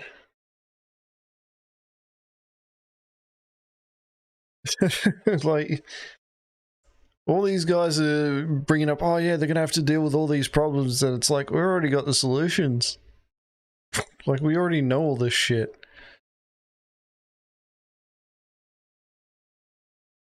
Yes, surrendering does halve your time, and you don't even need to find NPCs to surrender, you can go to a fucking terminal and surrender there. So you can do it directly from Grim Hex. It's just so easy. Well, yeah, like, you could just operate with the crime stat. Like, to be honest, fucking the amount of people out there, like most bounty hunters, they're too fucking lazy. If anything, the people who are going to come after you when you're running with a crime stat, more than likely you're going to be other pirates, because they're going to think that you're being lazy like they are when it comes to dealing with crime stats, and they're going to be like, oh, you're probably hitting a prize if you're stationary long enough.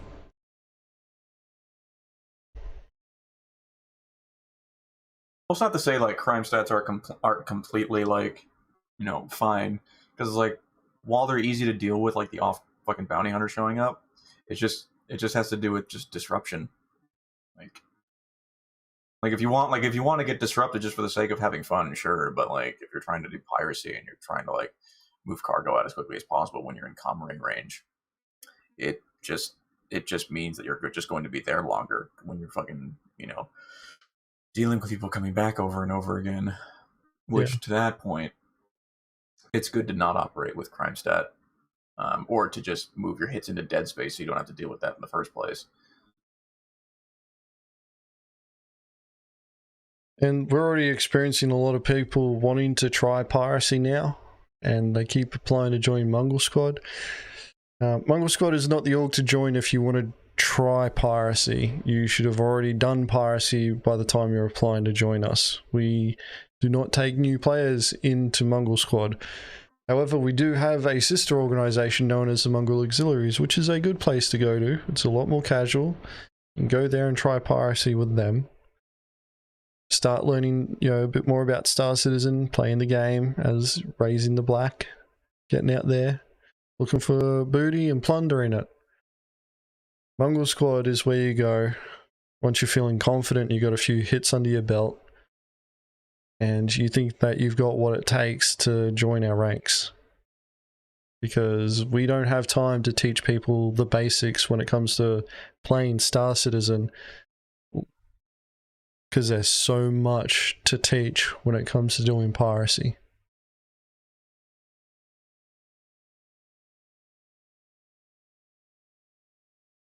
Alright, little plug for the Mongrel Auxiliaries right there. Let's keep this video going. We're almost done. It's not a long video.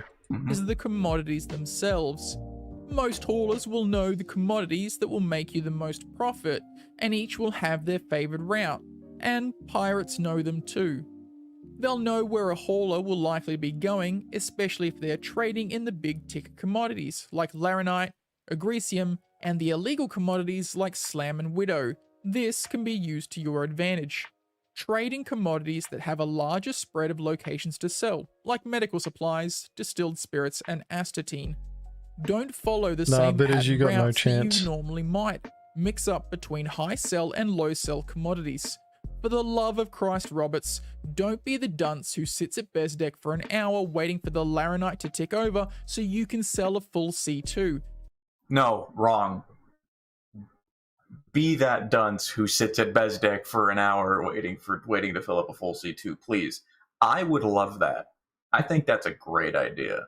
Just to As be, long as the point to clarify though is that you'd love for that person to do that, but the best part is showing up as they're filling up the C2 as opposed to when they first get there.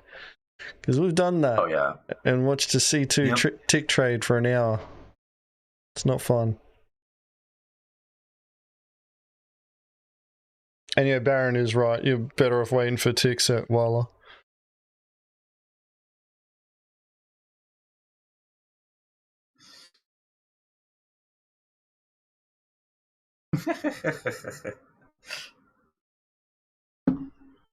At that point, you deserve to be pirated, and I might just do it myself. While it should Yeah. never be taken Yeah, as good on ya. gospel, the buy and sell locations and their commodities contained within are a little more robust than what we had in the earlier stages of 317. With many unscrupulous locations reopening their trade doors, a hauler's options are a little more diverse for those that are willing to step away from the meta to make a little profit. We may not see that coveted update to the economy for some time, so you might as well start getting creative. Something to consider, given that should luck not be with you and you do fall under the scurvy-riddled gaze of a pirate, if you're serious about cargo hauling and want to do it as your primary earning loop in Star Citizen, don't invest all of your credits on a single cargo run. I'm going to steal a term from Elite Dangerous here and use it for this situation. Never fly without rebuy. Always ensure you have enough credits to buy more cargo. You aren't insured, so if you do get hit by pirates or hit a moon at full speed, you don't want to wake up in a Kelto medical with nothing in the bank. That is so true. I want to make a point on this. I can't tell you how many people in the past that we've tried to extort, for example. We reach out to them and be like, hey, give us X amount of credits, we'll let you go. Fine, whatever, stock standard bullshit. And they'll get back to us and they'll say, I just put my entire, I don't have that much to pay you. And what happens is that they're either telling the truth, which means they're fucking dumb, or they're fucking lying and they're trying to fucking get out of it or buy time for something else. I would actually say that happens like 6 times out of 10 when you're trying to extort somebody. Like, oh, I don't have the money. I don't have enough. I put my wallet into this fucking thing. It's like, you're just dumb. You're dumb if you're telling the truth, and you're dumb if you're trying to lie. The next thing that you tell them to do is ask their friends. Ask someone in global chat, or yeah, ask their friends. Ask someone in global chat to pay the money for you. And shit. Yep. You know? Like, and then they'll act like dumbasses and be like, "How do you use global chat?"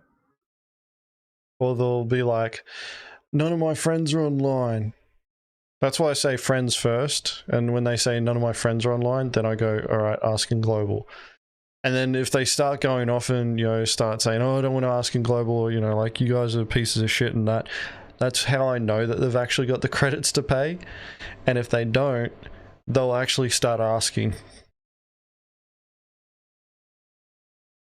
We've had people do it before too, and others have paid it, and we let them go. You know, like, that's one of the most important things. What you say is what happens. So if somebody pays the ransom, we'll pay it, you know, the extortion fee, we'll let them go. But it has to be on our terms, not theirs. So, you know, if somebody else calls out in chat and says, I'll pay their ransom, before we've, you know, given them that option, we'll just cut them away straight away, and we'll be like, nah, go on, move on.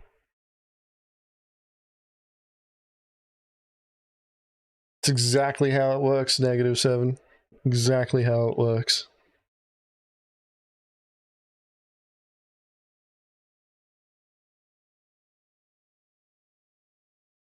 Will we see piracy on day 3-8 on the first day? Yeah, man. Grim Hex is going to be the best place to camp for that. Because all those fucking Care Bears who don't want to bloody deal with the trains and all that, they're all going to try and move to Grim Hex. And then they're just going to get smashed. Moving day. Moving day is the best day. Yeah, they're just going to get smashed. Like, if 318 goes live during a time when you can play, get online, don't move any of your shit, just take a combat ship and go to Grim Hex and wait. And just fuck up any ship that comes there, especially haulers. If it's a hauler, fuck it up. It's full of loot.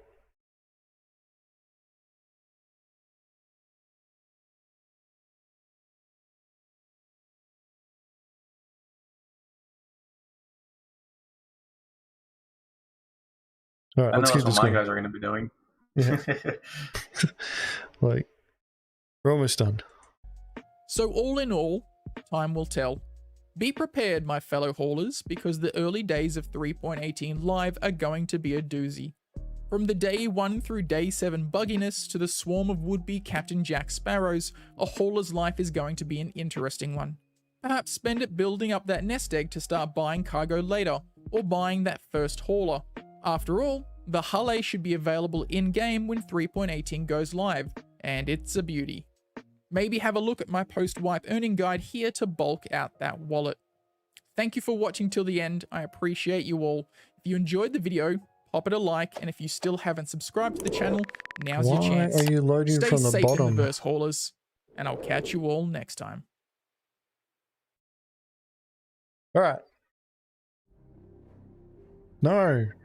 Second video. Wait. Or third. So, there's a few truths that he dropped there. Quite a few of them. But there's a few extras that I don't think he's really mentioned. Come 318, the first couple of weeks are just going to be wild. There's just going to be carnage everywhere. Fucking all the pirate orgs, all the PvP guys, they're just going to be out smashing everything. It is actually in the interests, best interests of cargo hauling organizations and industrial organizations to find a piracy organization to link up with and offer logistical services for them. The reason for this is that a lot of the time the pirates don't want to deal with the loot. You know, like, they want the payout, but they don't want to deal with the loot. Cargo haulers want to move cargo. Does it really matter where it came from? Some of the people, you know, have that moral obligation, or, you know, morality, where they're like, you know, like, I don't want to be an illegal player. It's like, alright, fair enough, you know, you're just going to be fucking smashed over and over again until either you sort your security out, or bloody CIG sorts your security out for you.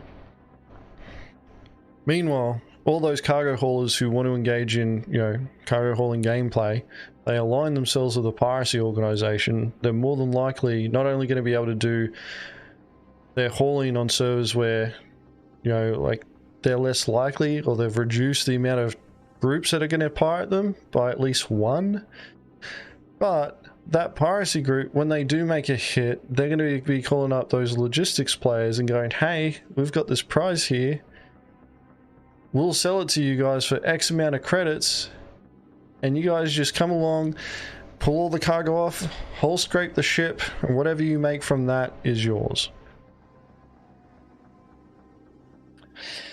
And just to plug another organization in the Mongrel Corps, we have the Stellar Packrat Logistics Organization, which is that type of organization right there.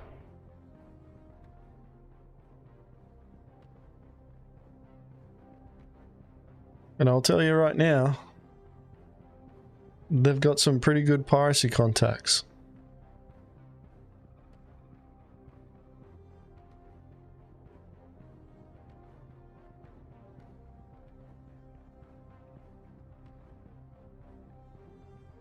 Most people will be dirt poor for a few weeks after the patch launches. Mate, you have not seen how quickly industrialists can build up credits.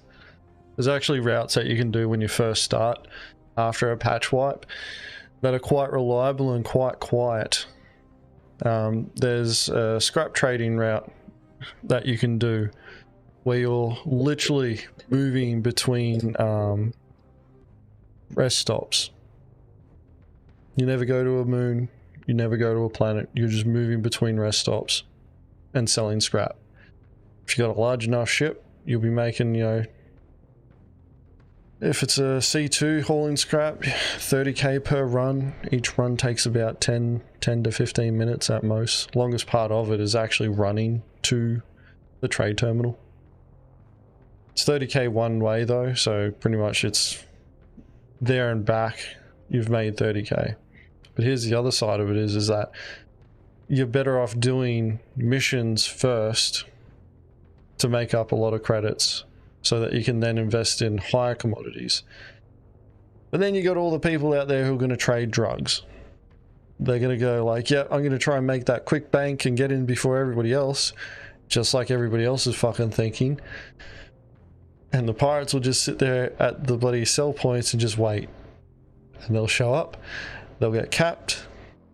Pirates move the cargo onto their own ship while they're still at the drug outpost and press the sell button.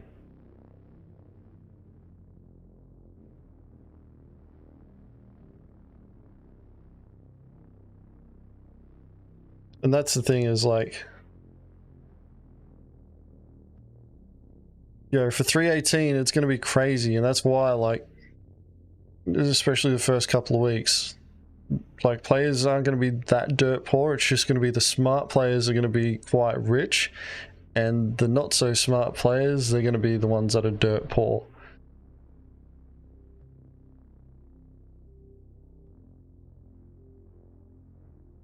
So yeah, like, and the thing is like, you know, like, hopefully what we see when 318 rolls out live, that we start seeing organizations pulling their fingers out and going, all right, we actually need to start working together now. And yeah, a common theme that I've actually heard from a lot of organizations that contain both security and industrialists is that the industrialists end up making all this money, and the security guys are kind of there trying to, you know, provide security, but they're getting bored because nothing's happening, and the industrialists don't want to pay them because they're not really doing anything. And it's like, well, you know, they're your insurance plan. Like, the best way to think of security is it's a form of insurance. Treat security in Star Citizen as a form of insurance, and, you know, if you consider it like that, you know, the cost starts making sense, right? And then there's, you know, like, people sitting there going, oh, but I can't make, you know, millions of credits per run. And it's like, you're not supposed to, man. Like, that's not how it works. You're not supposed to make that much in a run. Not as a solo player. It's not what CIG wants you doing.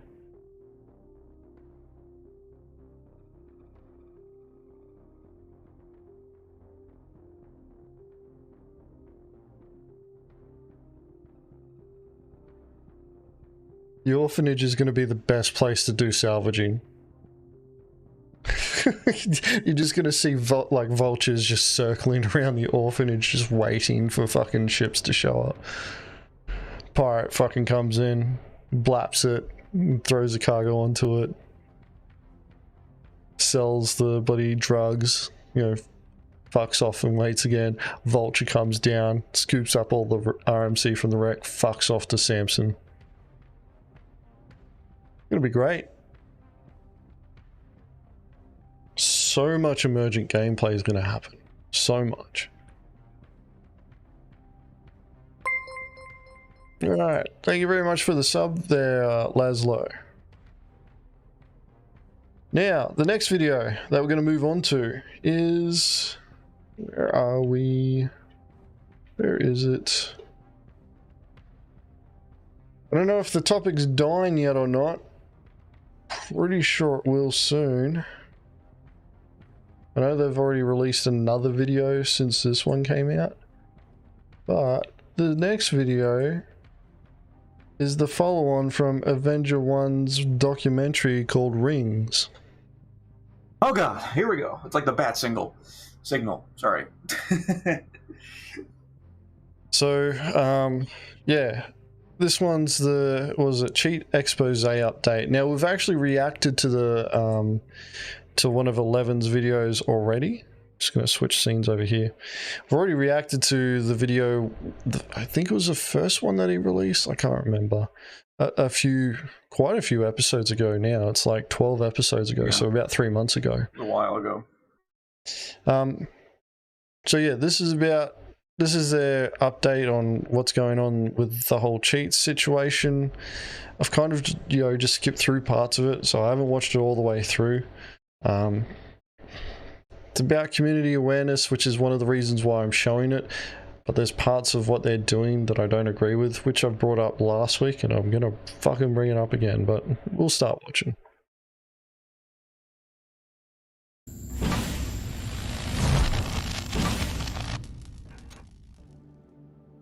Welcome to 11.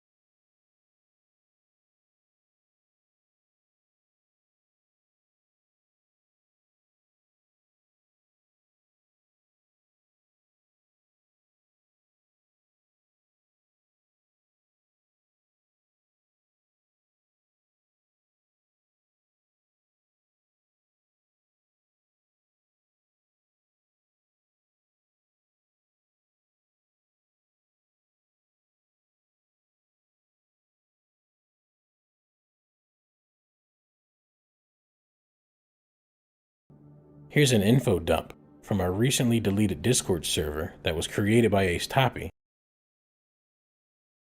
I see This is, Booba. this is the point that I want to bring up. Why I don't agree with how they're handling this part. Shouldn't be showing any fucking names. At all. Purely because these guys are just gonna keep fucking moving around, and all they're doing is making CIG's job harder to try and get amongst these guys so that they can work out what's going on.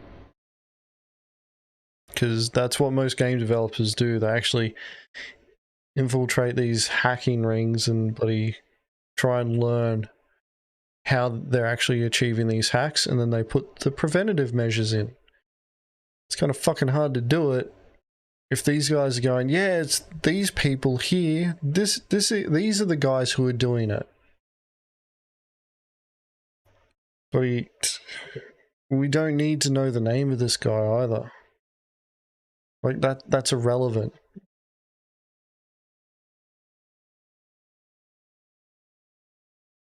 That's the thing, is like, these guys make money off of this stuff. You're attacking a source of income from them, so they're going to protect it quite aggressively. So at the end of the day, all they're doing is just making CIG's job harder, and these guys are going to evolve so that they become harder to infiltrate. All for what? So that people don't get upset that somebody used a fucking cheat on them when the game's in alpha. You know what other games were fucking full of cheats whilst they're in alpha? Some of them still have them, but they're not as bad. Fucking DayZ's a really good example. Fucking cheating in DayZ when it was still being built was rampant. And that game still got fucking pushed out to gold, and there's still a player base. Kind of just died because other better games came out.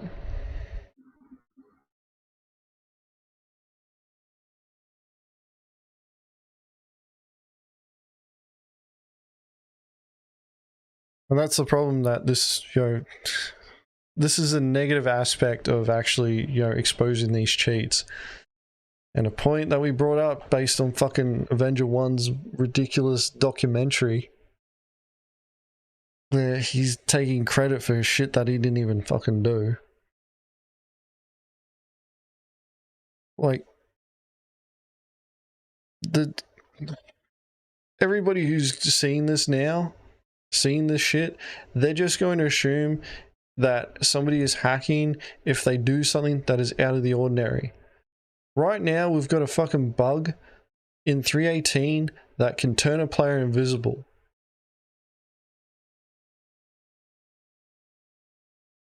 It's not a bug, agents, they're hacking. Well, clearly they're hacking. It's not a bug at all.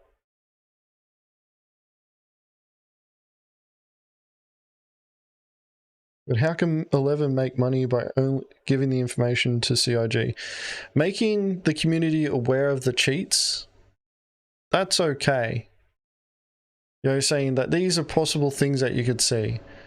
However, them saying that, these are things that you can see, these are the guys that are doing it, and them not pointing out, hey, like these cheats can also look like desync, so, just report what you see to CIG, don't go accusing people of cheating, because, it could just be desync. Instead, they're going, no, like, these guys are using hacks, and if you see these sorts of behaviors, they're cheating. It's like, no, that's not on. Like, you shouldn't be fucking telling people that at all.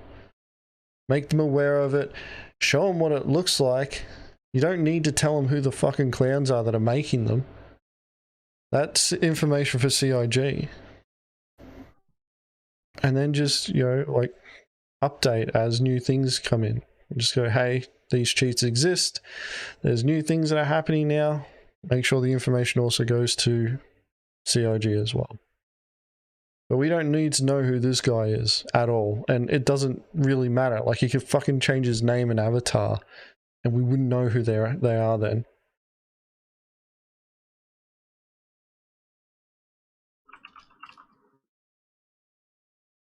Like, this is really CIG's fight. There is nothing we can do other than report.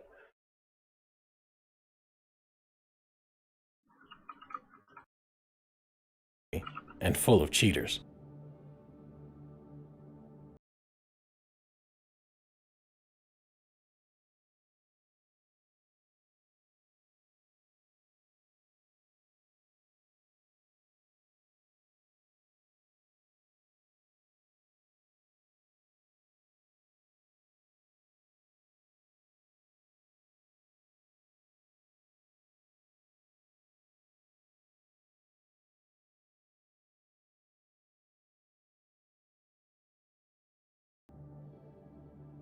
For those of you that question my intent, I did a podcast with Space Tomato where I spoke candidly about this whole situation. Please refer to the video that Morphologist put out, as I feel it really covers how I feel and my concerns. If that isn't enough, I have been very vocal about my position, and there is plenty of content available to assist in forming an accurate opinion of who I am and why I'm doing this. Stay frosty.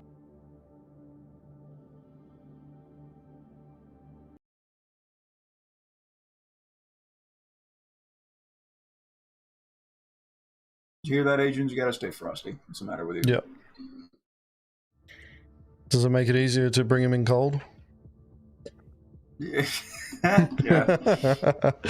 Oh man, that's not going to die.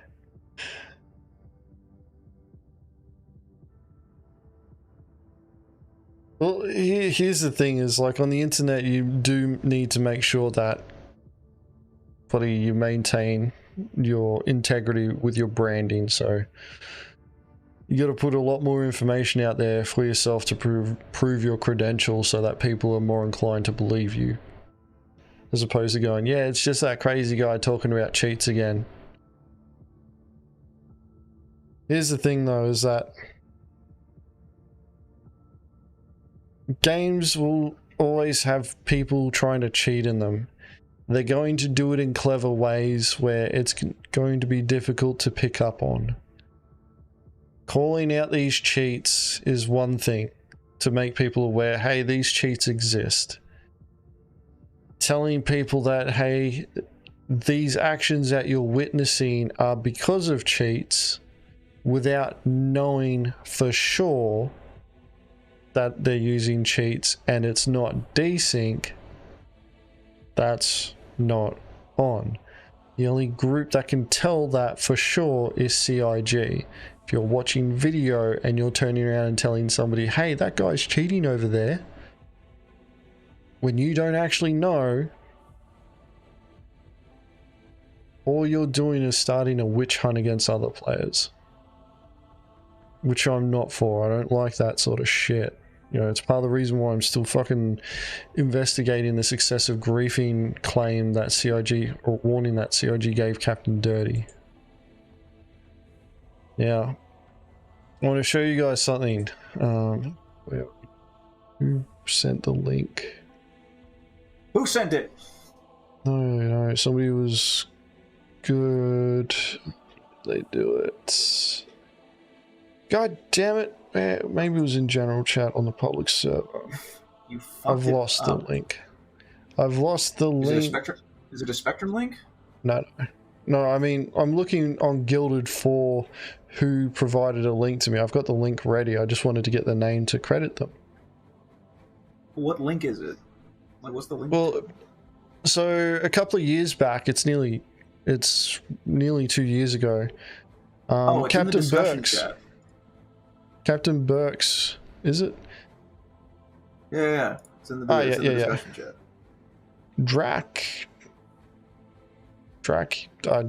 Draka? I can't pronounce your name. I'm just going to call you Drac. Alright, I'm going to switch back to Drac! reaction scene. Yeah! He linked... I was talking about this in the discussion chat on the public server, and I remember that Captain Burke said, you know, encountered the purple demon.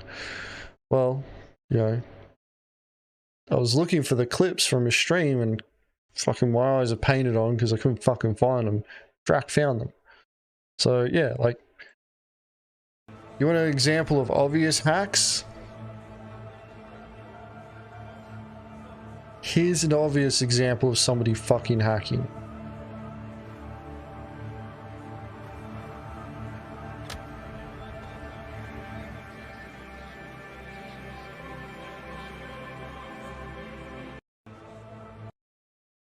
You know what's not an obvious example of fucking hacking? Flight combat, especially in the fucking PTU. Especially when CIG's just introduced a fucking, you know, like foundational technology that changes the way that bloody entities interact with each other, called persistent entity streaming. Even Like, then, though, with that clip as well, like, even in situations like that, like, sometimes, like, trust me, we've all seen really fucking weird shit in this game. And shit like that can often be explained by a bug or even an exploit. So it's like, even in that circumstance, it's like, there is reasonable doubt. Well, if they're using an exploit, like, you'd still be reporting that to CIG, but this is more of an example of an obvious example of somebody hacking, as opposed to you being aware that there's speed hacks that increase your G acceleration as you know, your acceleration moving your ship around. Because I've seen that sort of behavior in the persistent universe as well, and Arena Commander. And most of the time, it's my fucking ping is being shit. My internet's lagging. My client's not getting updated, you know, fast enough to keep up with what's going on. And I'm seeing them bloody, you know, like fucking teleport. And guess what? They're seeing me teleport as well. And based on this fucking crusade of, you know, trying to expose all the hackers to save fucking Star Citizen from dying, which I can tell you now, if anyone's gonna kill fucking Star Citizen, it's not fucking cheaters. It's gonna be CIG. They're gonna be the ones that will kill this game faster than anyone else. The cheaters, like, don't matter. You know what happens if people start fucking, you know, like, bloody cheating more in the game? CIG starts paying more attention. They're like, alright, there's more accounts doing this shit. Just start fucking handing out bloody suspensions. Start fucking refunding people. Fuck them off. Because they're tracking that shit. It is more beneficial for them, though, to let this shit run longer if it's a smaller group doing it, because they can observe and see what they're doing, see how they're manipulating the game, and then passively put in the checks and balances that they need when the time is right. And then they can fucking, you know, hand out those ban waves. Instead, what's happening is that there's fucking witch hunts going on now. And customer service is just going to get smashed by all these reports. Oh, this guy's hacking. They're using these speed hacks. And fucking, you know, customer service is like, okay, that video footage kind of looks like that they're speed hacking. And you'd expect them to do their due diligence to go and check. But guess what? We fucking got evidence at CIG, but he, you know, takes half-ass reports for excessive griefing, you know, claims from players that weren't even involved, and CIG's investigation is look at a Reddit post, maybe look at a fucking video for half a second, because if they watch the whole video, their fucking eyes are painted on to turn around and come up with a bloody determination that it was excessive griefing. And making a, you know, a judgment, adjudicate on that is, you know, that's cheating, that's excessive griefing, it's bullshit. Like, it's developers that need to be checking that, you know, especially if it's cheats. They have to go through the game files, start looking at all that. And that's the thing, is like, that's going to take time, and it's going to take effort. And if they're getting flooded with fucking, you know, reports by bloody space dads who get fucking blown up because they're shit at PvP and can't tell, you know, and they've got shit internet as well and a shit computer. Everything's lagging because they're essentially playing Star Citizen like it's a fucking PowerPoint. You know, all they're doing is just wasting customer service time, bloody sending them on bloody, you know, just sending them down random rabbit holes.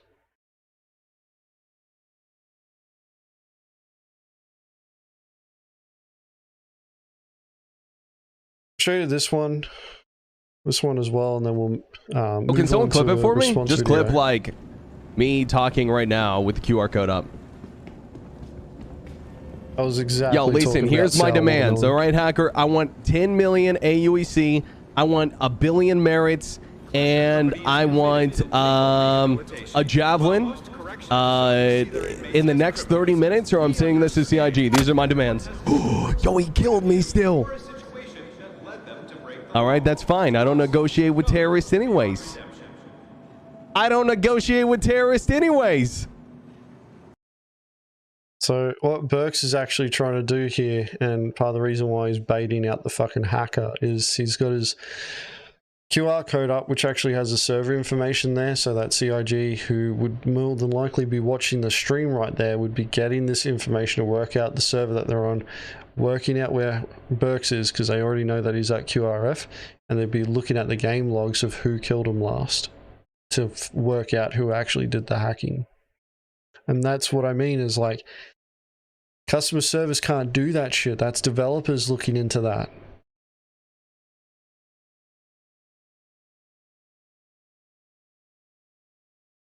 So it's pointless, you know, not pointless, you know, reporting people for hacking, but trying to make the community aware and then going, this is definitely hacking if you see this. No, that's not how it works. All you're doing is breeding an environment where fucking space dads are just getting upset whenever they get smashed. But they're just getting smashed all the time, and they're going, oh, these guys must be cheating because bloody, you know, I take my Corsair and go fight bloody ERTs by myself, and I can, you know, destroy hammerheads with this thing. You know, this guy in an arrow who's, you know, running circles around me shouldn't be able to kill me. They must be hacking.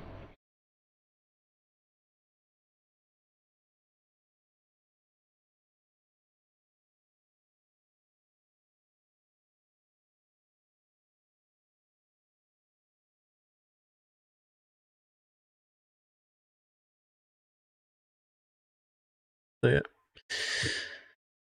But I wanted to bring up that example there. Those are obvious examples of hacking. Definitely report stuff like that to CIG. You still may see something that looks out of the ordinary like that, but fuck me, flight combat, it's really hard to pick it out. Really hard. And yeah, these hacks have been around for ages. I appreciate the crusade that 11's on, but like, exposing the names of those who are making the cheats and shit like that, it's not helping. It's not helping CIG. You're just making their job more difficult. It's as simple as that. If you're trying to, you know, make the community aware of them to ostracize them, you know, like, I didn't know who these fucking guys were before because I wasn't looking for cheats. And I don't care who they are now because they're not my problem. The only people who can actually deal with them is CIG. If I fucking run into them in game, I'll be like, alright, chances are these guys are cheating. I'll just leave the server. And that's it.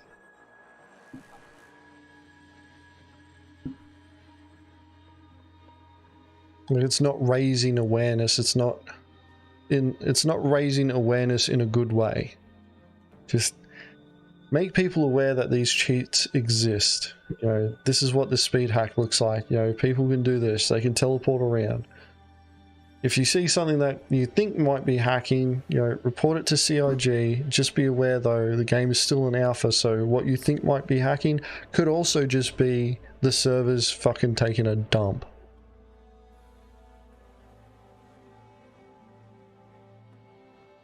By the way, Asians, this is a little bit off topic, but we just confirmed that the Antares is in PTU, and the EMP on that ship is for the co-pilot only.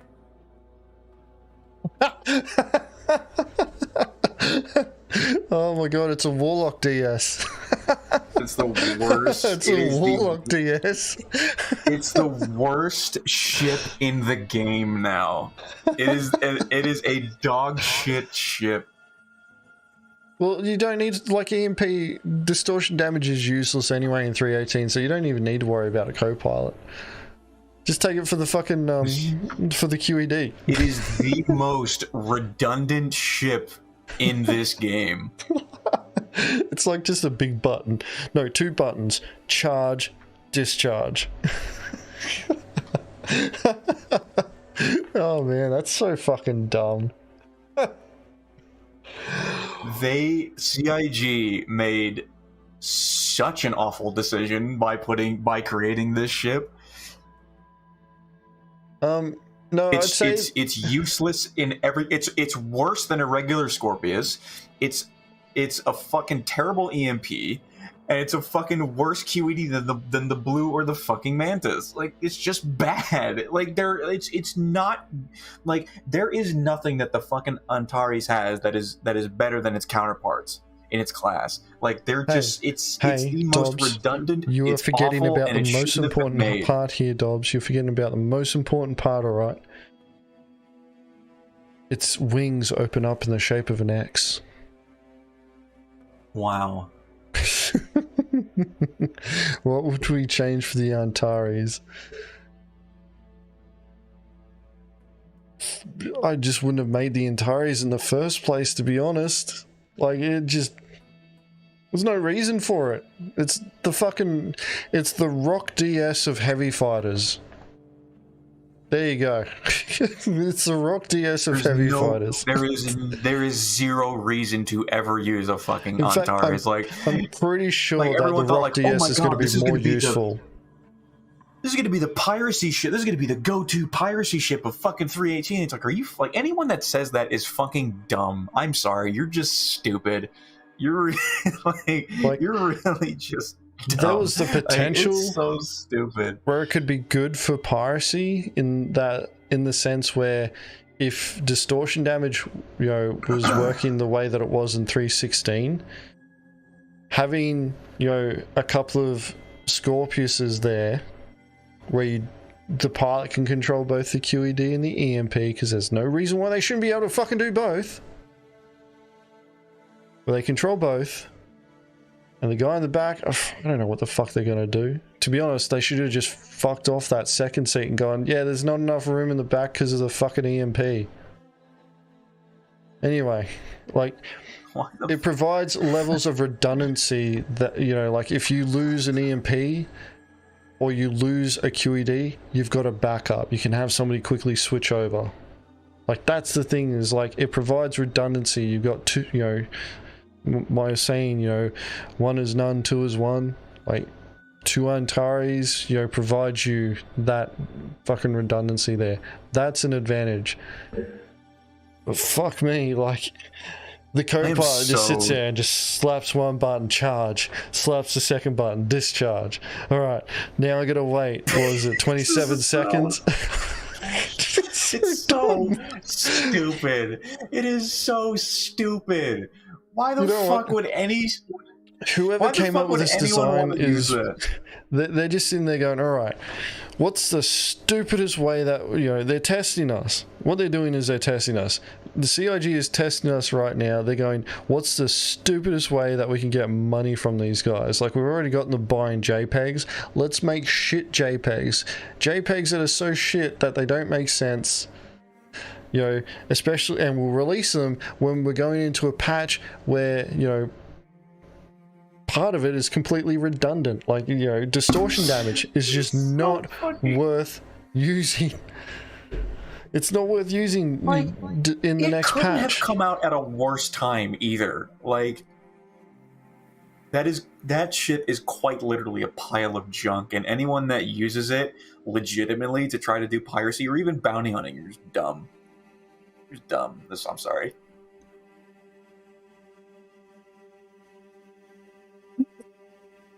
I'm just imagining, like, somebody's sitting in the back and they're like, yeah, all right, we're going to press the... All right, charge EMP. EMP charging. Fire the EMP. EMP firing now. 50% could just imagine the pilot. No, I could just imagine the pilot getting fucking pissed off at the co-pilot, be like, I told you to press the fucking button. But here's the thing, is like, QED, right? You turn it on, you leave it on, you don't need to interact with it until you're going to turn it off. That's it. Like, it's set and forget. EMP, you need to press a button, wait for it to charge, press the button again to discharge it, and then wait until it cools down, and then you press a button again. There is no reason at all that the pilot can't do those two actions. Like, the Antares, you know, I was joking, I know Xander was also making the joke, you know, the Antares is the Mantis DS. No, it's the Warlock DS. CIG just went, let's take the Warlock and let's slap a fucking chair in the back, you know, kind of like the Avenger trainer, but more shit. And and we make the guy in the back press the button to charge and discharge the EMP. Like, dead set. Dead set, this is dumb. Like, how there are so many people that this has to go through. It must be a joke. Like, CIG, you're early by what, 3 weeks for April Fools. You guys are 3 weeks early for April Fools, dead set. Like, this has to be a joke. What the fuck? You know what? Fuck the second seat off and just say the reason why that, you know, it's only the pilot there is because you need the extra space for the EMP or maybe the QED. Who the fuck cares? Just fuck that second seat off, because you don't need somebody sitting there to press a fucking button to charge and discharge an EMP. Well, to be honest, here's the thing. Do you remember the Inside Star Citizen where they had the combat summit? In that video, they talked about QED and EMP becoming just straight up operator modes, kind of like how missile operator mode is a thing. So, like, just throwing it out there, like, this could be setting up for, like, these devices having their own dedicated operator modes.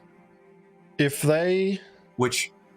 that really to make sense, QED has to change dramatically, because QED is press a button and the thing turns on, and then you don't touch it until you need to turn it off, and then you press a button again. If they make QED operator mode and it's literally just, all right, we're going into operator mode for QED on, dampener activated, and you're stuck in that operator mode, it is fucking dumb. That is so retarded. Like, why? It doesn't add to gameplay. It isn't adding depth. It's not making it more... It's adding fucking a ridiculous spin to something that doesn't need it. So they would need to make QED... Yeah, as Avatar's pointing out, QED would need to be way more interactive to justify making it a bloody... to justify making it its own operator mode. Which I'm down for. Like, I hope they change QED so that it's a lot more interactive, and, you know, like, to be honest, I think they should just rip off fucking Elite Dangerous's method of interdiction. You know, you gotta bloody chase them down and tackle them, you know. Play the mini game where you gotta keep the ships, bloody, can't remember what it's called again. No, the name still escapes me. But you know, the interdictor, the FSD interdictor or whatever it's called. You know, put your fucking circle over theirs and prevent them from escaping. Meanwhile, they've got their own little circle and they're trying to weave around so that they can make their jump. Like, but... EMP pilot, the pilot, and then the EMP operator. All right, press the button now. Like, I guess they could, you know, when engineering actually matters, No, I guess they can. Too early. You fucking They idiot. can You pressed it too manipulate the early. shields and, you know, manipulate the power distribution and shit like that. Maybe. Like, holy shit.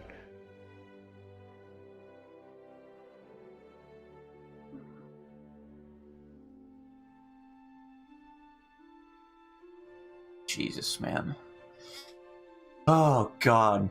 Congratulations, guys. The fucking Antares. We're shipping the game now. Let's go. Man. Oh.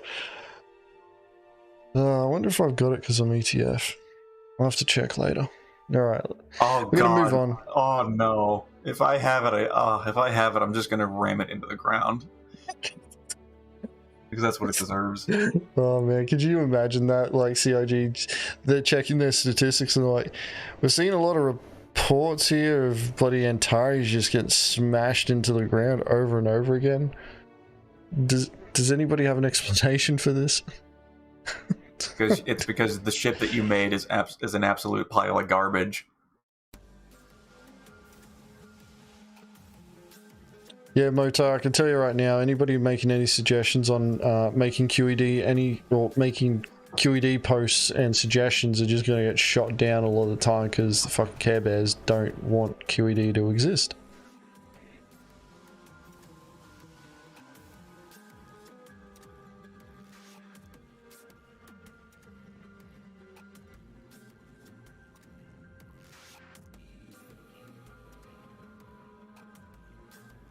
God.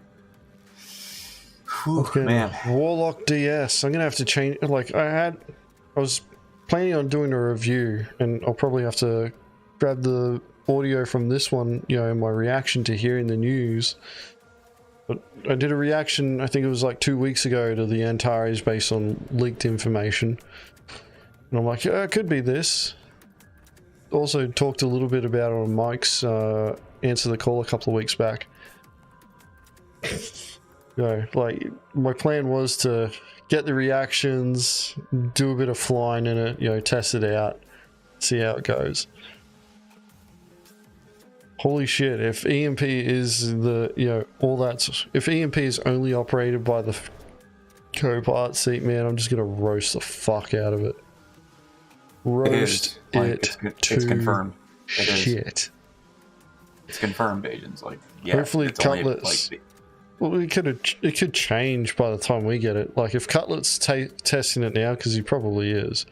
If Cutlet's testing it and he's streaming, he's gonna just be fucking roasting it right now too. Oh, yeah, man. like it's stupid. It's so stupid. All right. Like, clip this part of the stream and just send it to Cutlet and be like, yeah, dude, this is what we think. Haven't even flown it yet in just the news. All right, let's keep the party going though. We're gonna go on to the next one. So this video here is a response video to the documentary called Rings, made by, I'm trying to think of a clever name, but I can't. Fucking made by Avenger 1. This particular video, and we need to keep an open mind, take it with a grain of salt. I can't do that. My brain is incapable. I need to scream and shout and cry and be in complete and utter anguish throughout the entirety of this stream. That's part of my New England upbringing. People think that we're always angry, and it's true. So this one is from D34th Squadron, or Death Squadron, could be either or. It's their response video to Avenger 1's cheating allegations. Get back. What's the best ship to get first with the bed in it? Cutlass Black. Does everything. Anyway, I've already watched this. I want to give it a bit more exposure. Thing is that we also have to take this with a great assault. It's their word against Avenger 1's.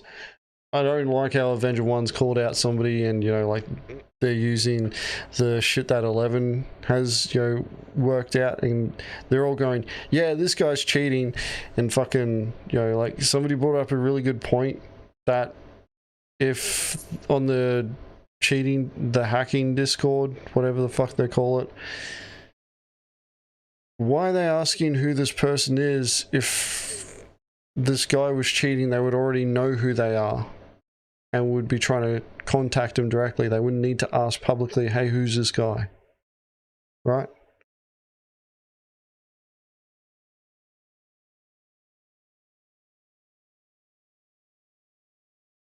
Anyway, let's go.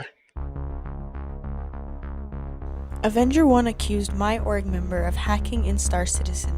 Let's talk about it. Hi, I'm Admiral Cherry, Boba's wife, also known as Cherry Moments TV, co-founder of D34 Squadron. We are a private military corporation specializing in numerous operations in the verse. A link to my org will be in the description below. Recently, a video made by Avenger 1 was brought to our attention, which falsely accuses us of cheating in Star Citizen. In his video, he is associating Grom and our org leader Boba Fett with the cheating community without providing any evidence or sensible connection. None of us were contacted by CIG or banned in the duration of this incident. So the sensible, the connection that Avenger 1 made between bloody Grom, which is the video footage from his documentary, him fighting Grom, which is before he ends up fighting the other two guys who had the proof to, you know, when Avenger 1 accused them of cheating, and they actually had proof because they were fucking recording, no, they were streaming at the time. Like, Avenger 1's gone, oh, this guy looks like he was cheating because of these, you know, movements here. He's been contacted by, I think it was DeBranigan, about that. And it's gone, yeah, those guys weren't cheating, but this guy looks like he was too. Unless they could actually prove it. But they didn't provide any sort of proof of that guy cheating. So, you know, like, it's all Avenger 1's perspective, and they're going, based on Avenger 1's perspective, it looks like they're cheating. And it's like, wait, desync is not a thing? You know, you can sit there and go, yeah, I've got like 20,000 hours of fucking flight time, which is amazing because fucking he's pretty much played the persistent universe fucking 5 years straight. And I'm not talking about, you know, like off and on. It's like, no, that's 5 years straight. Anyway, like, fucking I've been playing in the persistent universe pretty much since it was a thing as well. Seen heaps of shit. I've seen lag that looks like, you know, you could turn around and go, yeah, that looks like somebody's fucking, you know, hacking. You know, they're teleporting around or, you know, using a lag switch, and it's like, no, it's just shit internet, shit servers, shit connections.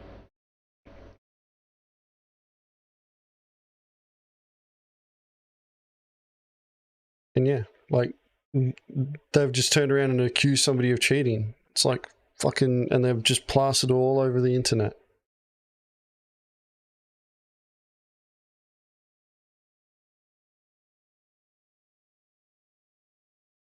Here's the thing about, you know, any sort of PvP in Star Citizen or just PvP in game. People are going to cry, regardless. But nobody deserves to be fucking blasted on the internet and accused of cheating without proper proof.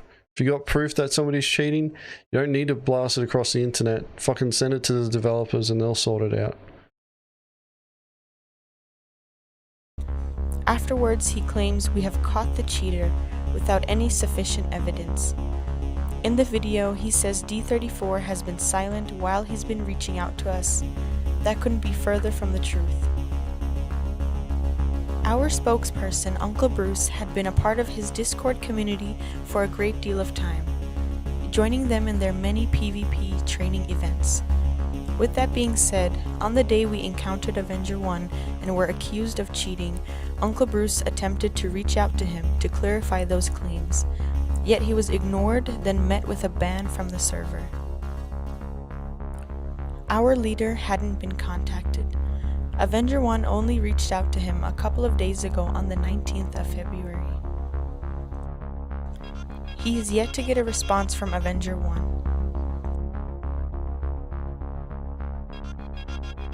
I don't know how we could do it. We could make some type of public statement or something like that, like, hey, we agree with you, like we do.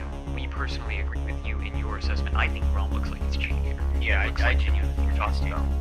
So I would say that there are a couple of things that are necessary for this to succeed. One of those things is deductive reasoning. So we need to have clear evidence. We need to have something like, you know, Rom, for instance, is associated with this hacker ring, and you can show that he's associated in a pretty indisputable way. I think that would be a pretty good logical nexus, and it would give a lot of bedrock to the case. I think if you can pull that off, that would probably be enough. But I wouldn't do it without something like that, a clear, demonstrable nexus between Rom and this cheater ring.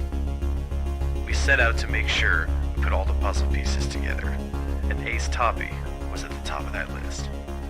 The same night I'd encountered Grom and the Scorpius pilot is the same time that this Discord lit up trying to find out who exactly it was in their community that was cheating in front of me. If Grom wasn't cheating, why was the leader of a cheat looking for him? You may not have seen that because of the text and the lighting were bloody washing each other out.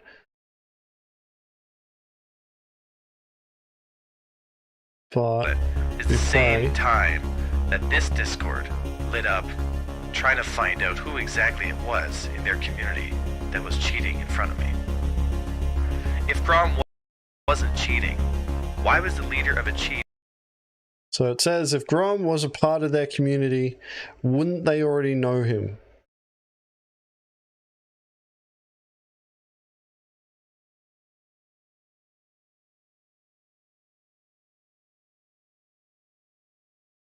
Yeah, Scott, the reason why they would have deleted his comments is because that's not in the spirit of what COG wants to see on Spectrum. That doesn't... Alright, I'm back. Doesn't really mean anything there. Like, they just like, if you're going to accuse people of cheating or using exploits or griefing or anything like that, just send it to customer service. Complaining on Spectrum's not the place for it.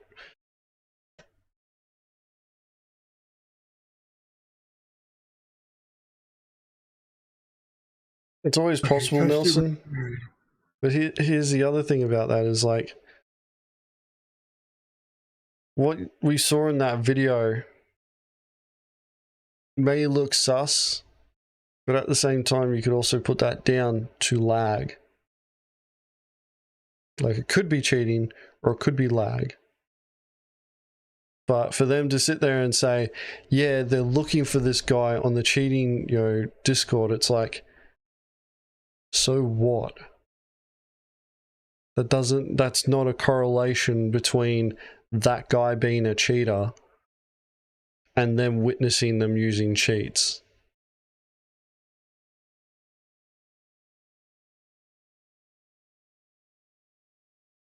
Like, it should not be, like, that's not hard evidence at all.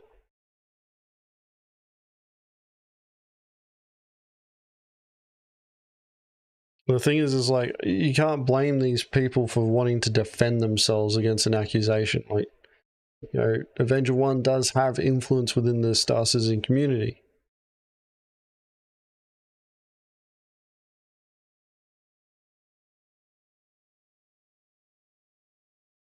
Yeah, that's it. It was like, and that's why I said at the start, you need to take this video with a grain of salt as well.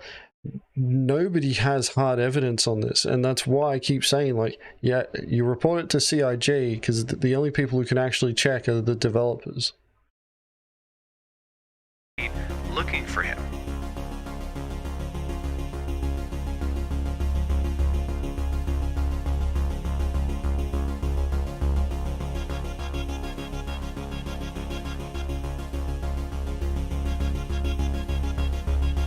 Oh, there was text there that you guys wouldn't have We seen. all knew we would have to go public with this, and we wanted to. We wanted to make sure we got everything right. We knew it was Grom that led us to the hacking Discord.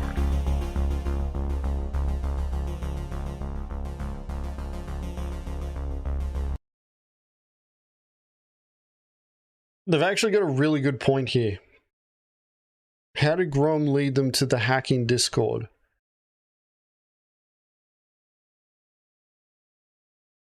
Oh yes, it was a microdama. How did Grom lead them to the hacking Discord without them already knowing about it existing? Like, unless Grom directly told them.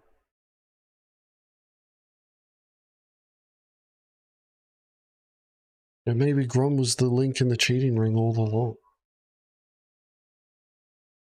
Like, that's the thing, is like the points that were made in Avenger 1's documentary, for him, it was not, and I'll still maintain this, it's not about exposing cheaters. It was about him validating accusations that he made against other players, where he's sitting there going, guys, I'm finally right. There was somebody hacking because, you know, here's the evidence here. I'm not crazy. You know, this guy is hacking. You still don't fucking know. Like, sure, you fucking do a lot of PvP, then you should also know that there's just going to be crazy shit that can't be explained. Purely because of bloody, you know, desync and this buggy state of this game being an alpha. And that's right, everybody's riding the hack train because it gets more fucking clicks. You know, even I'm fucking doing it. Not I was for about the to say, clicks. look at you, Agens. Yeah, I know. Here I am fucking... No, but like these guys are, you know, shilling, you know, this is bad and it's bad for the community and it's going to destroy the game unless CIG does something about it. And I'm not fucking saying that at all. It's like, you guys are fucking idiots. You don't know what you're on about. Making the community aware that the cheats exist, that's okay. Blasting the names of the cheaters and, you know, accusing other players of cheating when you don't have hard evidence of them doing it and it's still circumstantial because it's based on things that you've seen that the cheats can do, unless it's something as obvious as what I showed you with Captain Burks dealing with that shit in Klesha. Like, unless you're seeing evidence like that, it's circumstantial. And even Dobbs pointed out, like, the stuff that you're seeing that, you know, showed of Burks and Glesher, still circumstantial. But, you know, Burks is getting sniped and there was no fucking clear evidence of, you know, somebody killing him. In an area where there's a hard armistice zone, you can't use weapons. And that's the thing. Is like, you can't... Like, it has to be called out. You know, because there's going to be fucking space dads everywhere going, oh, you're fucking cheating because, you know, like I saw you teleport. It's like, maybe we had a shit connection. Maybe the server just fucking shut itself for a second. I don't know, but I'm not cheating. And, you know, as I said before, based on what I've, you know, what we've seen with, you know, how CIG handled an excessive griefing warning, you know, the proof that you've now got to provide, fucking, if you're a PvP player, start recording everything. Because there's going to be some fuckwit who's going to accuse you of hacking and send half-ass evidence to CIG and they're going to act on it. So if you're going out and you're doing PvP, record your perspective, hold on to it. It's bullshit that you got to do it. But that's what you got to do.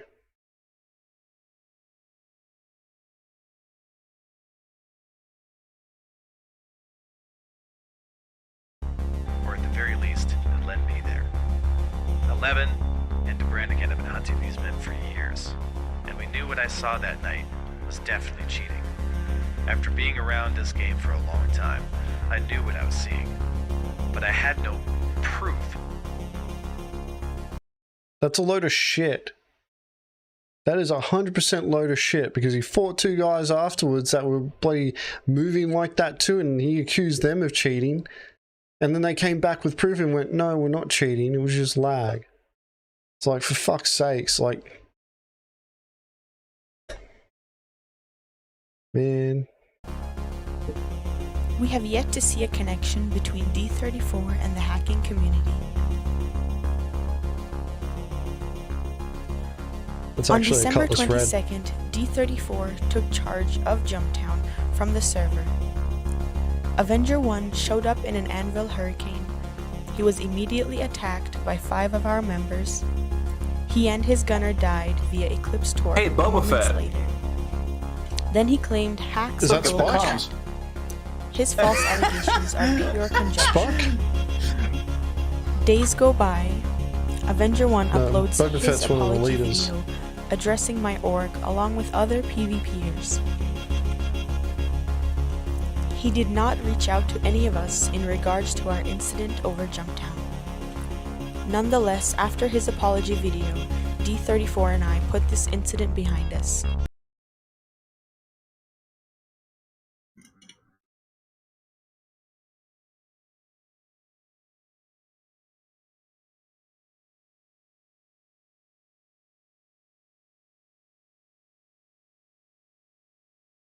The other thing is, like, he made a video to accuse people of cheating, but then he issues the apology via text.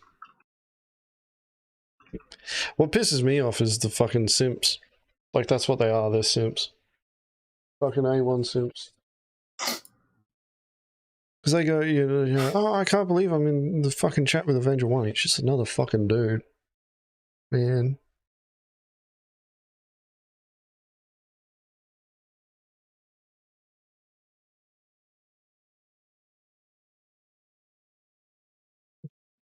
Phoba knows it was actually Dobbs. Dobbs is running a PMC org. I was actually in, like, a very awful PMC before I came to fucking Mongrel Squad.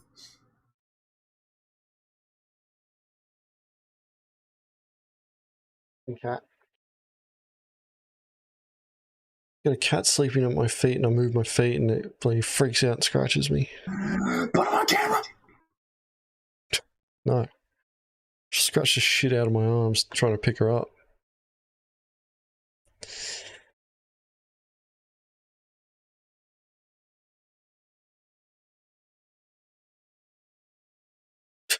Oh man, hold up.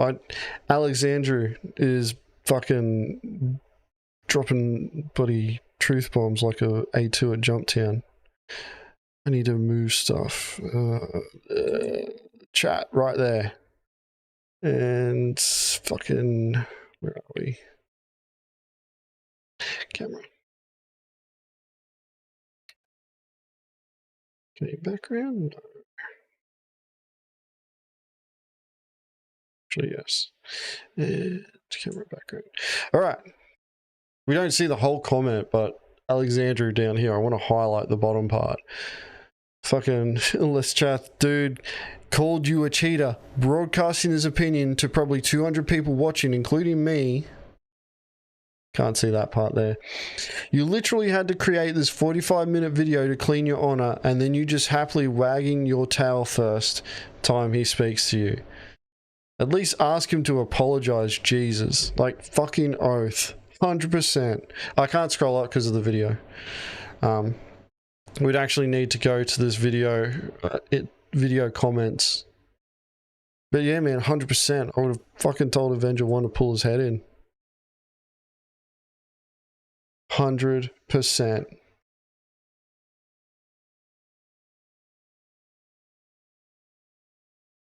It's bullshit. Like, fucking CRG should be getting up him for it too. Because it's breeding toxicity amongst the community. Like, you got bloody people going, oh, you're cheating, you're cheating. It's like, you know, this guy, you know, Avenger 1, he's a good, you know, combat pilot. He knows what he's doing. He, you know, teaches other people how to do flight combat and shit like that. And it's like, no. Like, and, you know, when he sits there and says that somebody's cheating, you know, chances are he, you know, he knows how to teach flight combat. You know, he's good at flight combat. So he must be able to tell when somebody's cheating. It's like, no, he doesn't. He can't. Because it doesn't matter how good you are at flight combat, there's going to be times where somebody looks like they're fucking using cheats and they're just not. And that's because we're playing a game that's in alpha and it's still being built.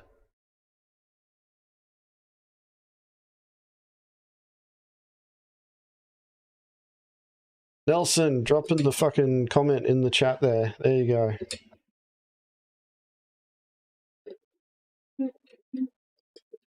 Thank you very much, Nelson. Appreciate it.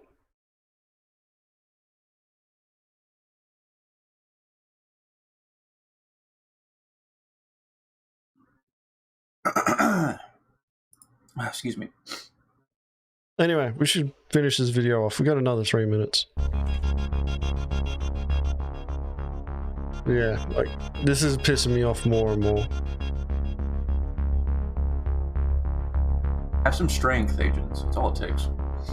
Where are you, Dobbs? You're supposed to be Until my he anger uploaded fucking his voice, aren't recent you? video incriminating us.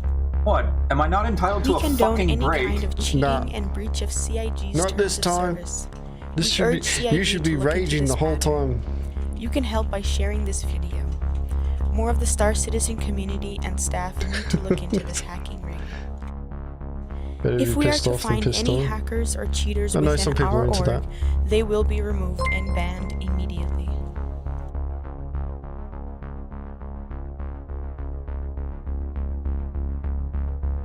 In spite of that, it is extremely dangerous for content Well, this is bounty creators with marker an follow audience trying to accuse get their bounty someone, too. an organization He's trying to of get hacking or pancaked. cheating without Yeah. any evidence. These false claims are negatively impacting us. Our reputation is at stake. As a matter of fact, the damage has already been done. Cheating in Star Citizen isn't something new. We've heard about hackers as far back as 3.7, when Boba and I began our journey into the verse.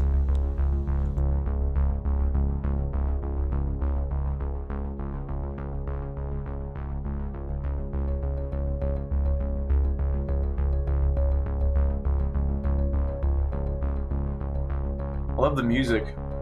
Fucking banger.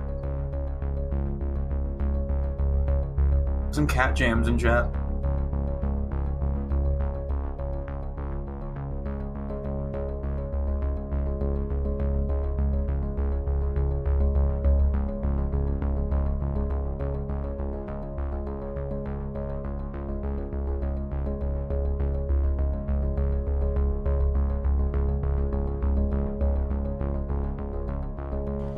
However, the video is promoting the hack. He showed the name of the leader, coupled with the name of the mod menu. Additionally, he shares screenshots of the members, their discussions within the community. Not to mention, his video includes the process of obtaining those cheats. Avenger 1 did not do a thorough investigation. He is falsely accusing us of being a part of the hacking community.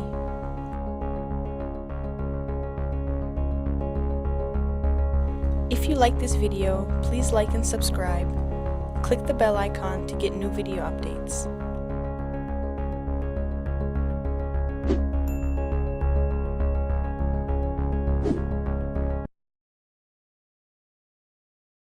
All right. That's a really cool logo, agents. Look at that. Is it? Now, what are the chances that was taken off of Google Images?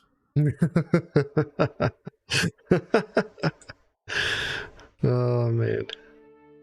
Or made by AI art.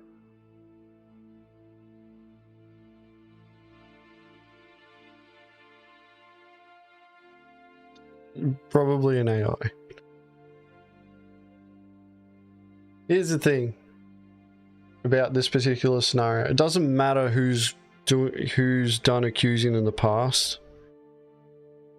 Like, it's just a serious allegation that's being made. Now, if somebody fucking talking to you in chat and just talking shit, you know, and saying that you're hacking, that's one thing. You know, they go to Spectrum, mods delete it, that's another. If they send a customer support ticket to CIG, sure, that's really what they should be doing anyway. But making a video, going out of your way to go, hey, this guy is hacking, and not providing any sort of, you know, solid proof of that, and blasting it across the community because you know that you've got influenced. Like, Avenger 1 only exposed these hackers purely because his platform is larger than 11's hangar. He didn't fucking do any sort of investigation. It was literally, that would have been DeBranigan and fucking 11 doing the heavy lifting, and Avenger would have just made a video.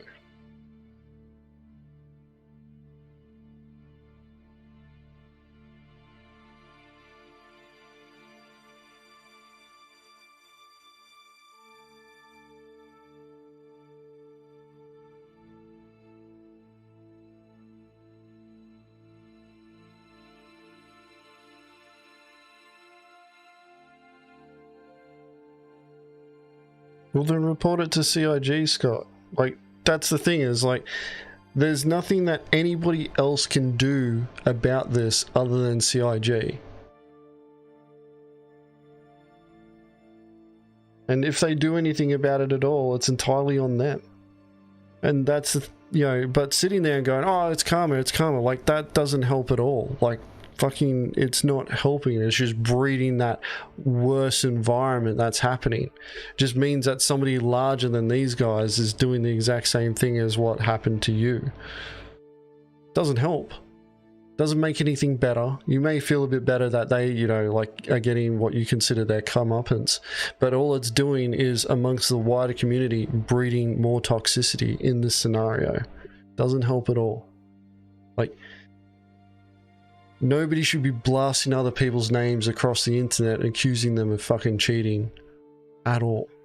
Send it to CIG. They're literally the only ones that can actually do something about this. Trying to make people aware of the cheats, I'm okay with that. But blasting names across in the hopes of, you know, naming and shaming and making those people, you know, be ostracized amongst the community, no, it's not good. Not good at all. I feel like I've heard this before. Yeah. Fucking, I'm pretty much coming back around on this because the point needs to keep being made, because it's quite clear amongst this community that they're too fucking thick to get it through their heads that there's a certain way that you should handle certain problems. And instead, all they're doing is just constantly fucking putting it out there on the internet and, you know, trying to get that fucking crowd rage going in order to bloody punish people, as opposed to using the people that can, using what they can do, which is go to CIG. They're the ones that can fix it.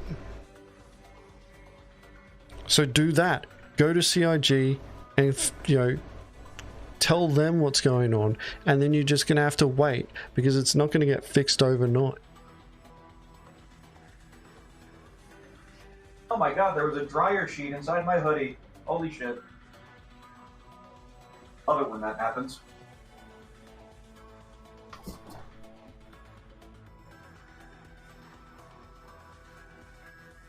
And it's gonna keep happening.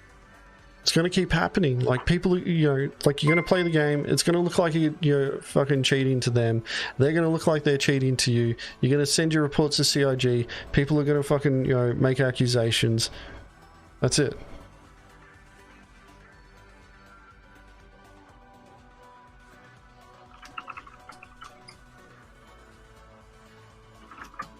Hold on, Asians, we're getting more information Thank you very on much. the Antares. Thank you very much for the super chat there, Space Dude. Appreciate it.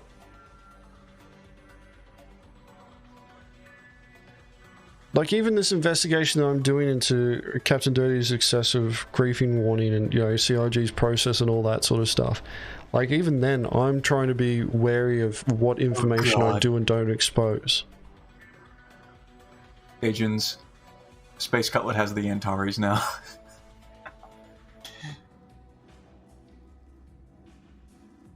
Oh, I'm gonna check out his stream. Hold on. I want to see what he's doing with it. Well, I want to finish this last video, so if you're gonna do that, I'd prefer I'll that be watching. I'll be in. Like, I only want to check it for one thing, because apparently they're saying that the Antares doesn't have a snare, but it has a dampener, but the dampener requires a charge, like the snare does.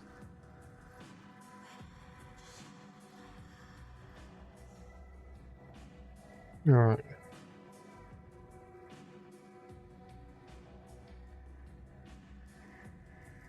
Cops, like, CIG can do a lot more to fix the issue, but they're not going to touch it until they've got the rest of the game built out, because all they're going to be doing is just end up in this running battle against these fucking cheaters and hackers.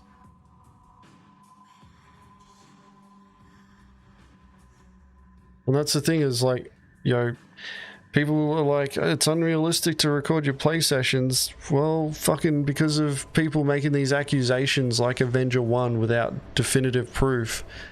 And if CIG starts acting on them and you don't have those recordings to defend yourself, that's where you're at.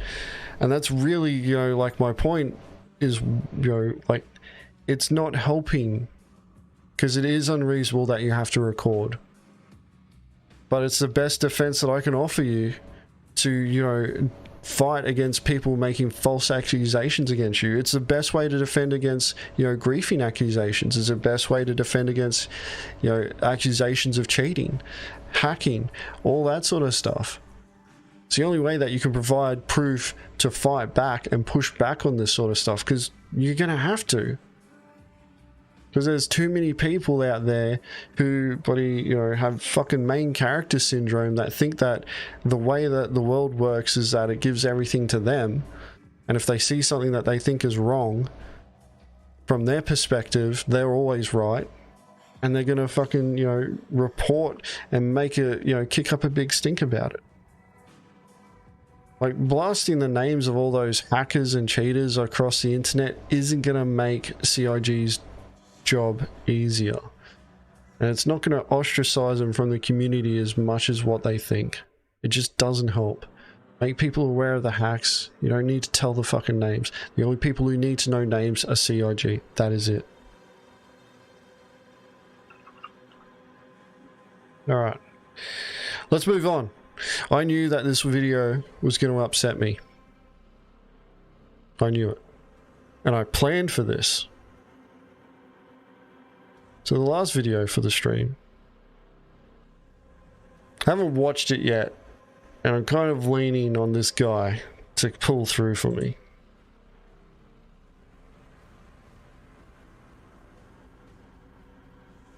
I wouldn't say there was a disappointment last time, but, you know, like, it could have been better. But I still, you know, enjoyed it a bit. Now, I don't know about you guys. They claim that they are the smartest smuggler of all time.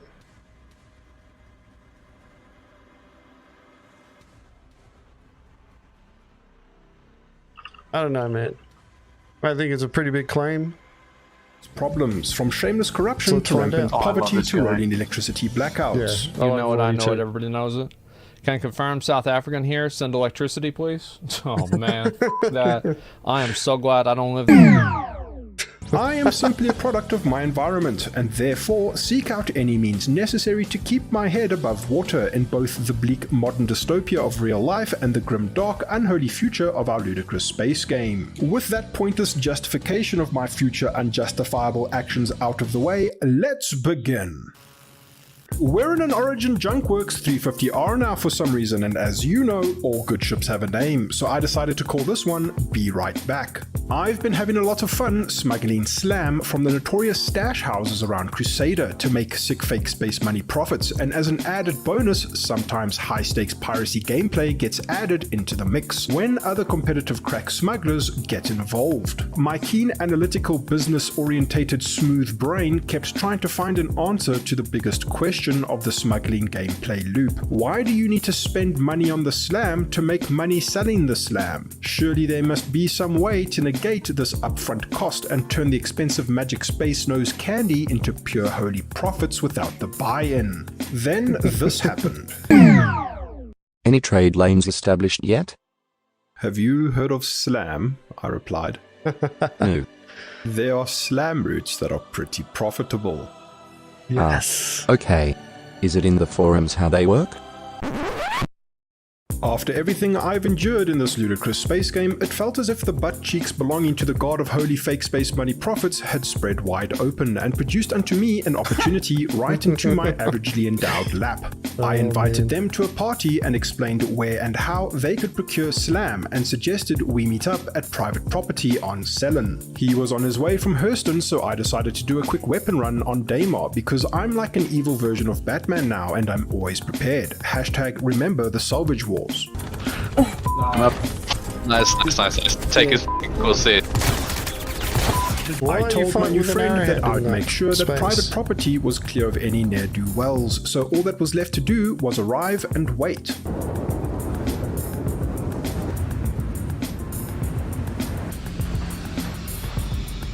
Hello there. As it turns out, he forgot his helmet. I know Christophilus Robertus Industrius said that being a criminal in Star Citizen is like playing the game on hard mode, but all this waiting around for an easy slam score isn't exactly making me or the game any harder than it ought to be. As an act of desperation, I offered him my own helmet so he could purchase the Space Skunk sooner than later, but the Mark insisted on returning to a station to get his own. I'm not one to judge, so I took this opportunity to swap ships, so we quickly head off to Grimhex and I'll be right back. We're in a Crusader Mercury drug smuggler now, and as you know, all good ships have a name, so I decided to call this one the Pineapple Express. While I was waiting, I noticed these 1/8 of an SEU boxes of uncut slam just sitting here. They're not worth much, so I figured what a great time to get in some Jumptown 2.1 practice. My helmetless friend had returned helmet full, and all that's left for us to do is make sure he loads up as much delicious slam as he can afford. Cool, so inside there's a terminal that you can purchase the product onto your ship. Cat. We make our way to Brio's Breaker Yard, and this is starting to feel like an authentic Jumptown experience without the Jumptown. 3.18 truly is the patch we've been waiting for, if only it could get a live release before we all die of old age. That would be great. The Mark is actually about to land, and I cannot believe this is going so well. Are you kidding me? I thought that the sequel to Pineapple Express was cancelled. Who knew that these dangerous, drug war-torn locations around Crusader could be so surprising and jam-packed with high-octane criminal gameplay? Don't forget to like and subscribe. Yo, can you hear me, bro? Come with me quickly. They're gonna attack the other guy. Go, go, go! Hello! I cannot believe our eyes. Handsome bot viewer, are you actually seeing this? We must be watching the wrong channel. Since when do good fortunes like this occur on patented Voidyvid's epic space adventures? Holy shit. Yeah, man. Get in there, shoot. Where's your gun? Why is your gun not out? Why have you got a P6? It's a coda. Fucking... Alright, well... Let's look at it this way. If you were in my situation and didn't act accordingly, I don't think you would be able to trust even yourself. The potential profits are too immense. The stakes are too high. It feels as if Jumptown itself has landed before our eyes on a silver platter, stripped bare and offering its ample mazy bosom onto our fake space money bank accounts. I came for a 1-for-1 deal and ended up getting a 2-for-1 epic special. Don't forget to dislike and unsubscribe if you're anti-peak con artist pirate PvP. This is not griefing gameplay. Alright, handsome bot viewer, calm down. Yes, I know I'm a total piece of shit. Yes, I know this is a deplorable act of betrayal. Yes, I know I am the worst, but please hear me out. Fake space money. Let's do some real talk as global chat completely derails and tears my good name to shreds because I'm a treacherous asshat. Let it be known that regardless of the fact that I enjoy showcasing my experiences on a YouTube channel, I'm playing this game the way I've always wanted and intended to play it. The Mark, who I've left censored throughout this video so as to not garner ill will toward him or myself, was not exploited for content. This is the type of gameplay I signed up for when I pledged for Star Citizen back in 1861, and I'm thrilled that 3.18 is making it a reality. Thank you, CIG. We have a level 3 crime stat now and have a lot of valuable boxes of knows what to transfer from Pineapple Express 2, which was unfortunately cancelled, to the first Pineapple Express, which was a pretty fun Is that waste? I don't know. Oh no, it's E10. Okay. Oh, good. It's not fair when a bounty hunter shows up to ruin your day, so I frantically contacted known anti-bounty hunter defense system, It's Not Fair, who was more than happy to provide some cover during this ludicrous space game heist. Yo. What's up, dude? I noticed the guy saying, oh, is there any good trade routes? I'm like, yeah, I'll show you how it's all done. And it's all panned out. And as I gotcha, another MSR rocks up, and the MSR is chock-a-block full, dude. Coming. What an absolute Giga Chat comrade that any citizen would be lucky to have as a fake space internet friend. 202k and no buy-in. This is how we brios, bro. This is how we make money, bro. Yeah, that's what you want to see. That's what you want to see. Look at the absolute joy Just look at the absolute joy folks get from doing piracy. You can't get that anywhere else, ever. Global Chat's comments might be hurtful, but don't nearly hurt as much as the fact that about 40% of Pineapple Express 2's cargo is actually worthless space waste and cannot be sold here. Oh no, dude, the rest is waste.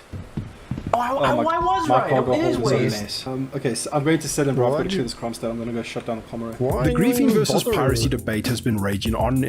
I thought it was ETAM because when he sold it the first time, I saw Slam and ETAM. Yeah, I like no, he did sell. think those boxes were. There was some ETAM there. To be honest, I think what's happened is that haulers put waste in there to try and increase the chances that if they got attacked, that whoever attacked them will get more waste than the other stuff. Yeah.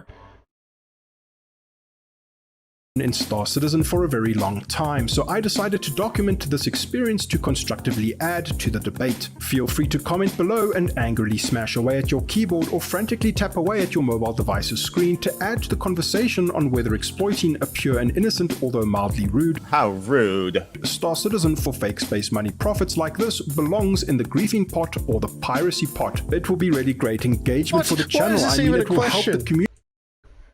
Voidy, what the fuck? See, buddy, he's trying to generate engagement in his comments. You know, he was saying just comment in below if this is piracy or griefing.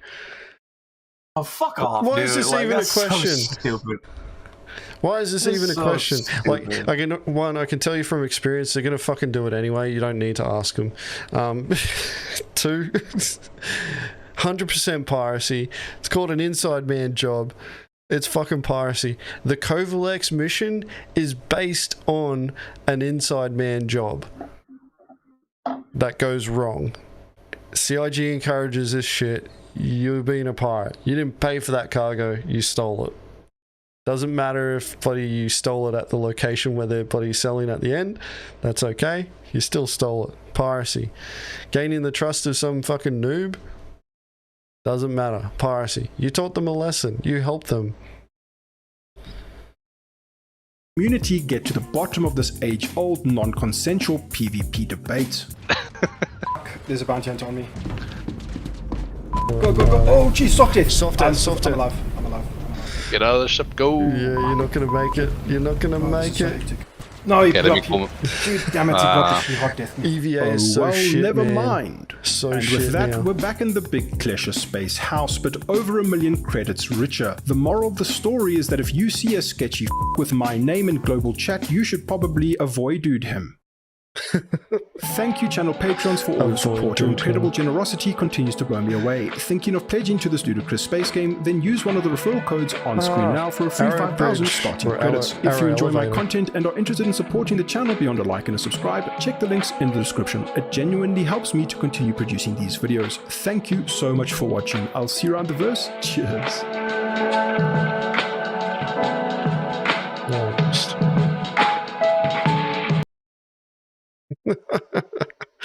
Oh, I don't understand why he even asked that question. The answer is so obvious, but yeah, it's for engagement. Go to that video, watch it, upvote, well, vote, fucking like it. It's good. I don't know if it would be able to handle having him around as a mongrel though. I think we'd all be too busy fucking laughing. Probably. Like, I know that I'd be purposely trying to send him into the most dumbest situations just to see how he handles it. Just for the entertainment value. Yeah. Send him to the Aux. He can join the auxiliaries if he wants. Alright. Oh god. Holy shit, it's 4 o'clock in the morning. We've been at this for 3 hours already.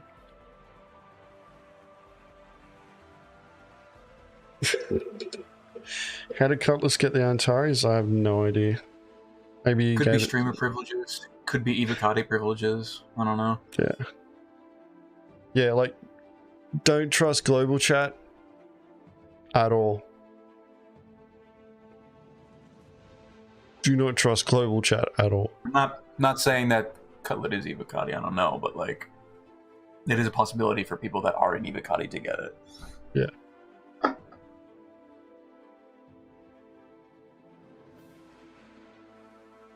Oh man. All right. Well, I think we should look at ending the stream pretty much now. Thank you very much for watching, guys. The next stream for this will be next week.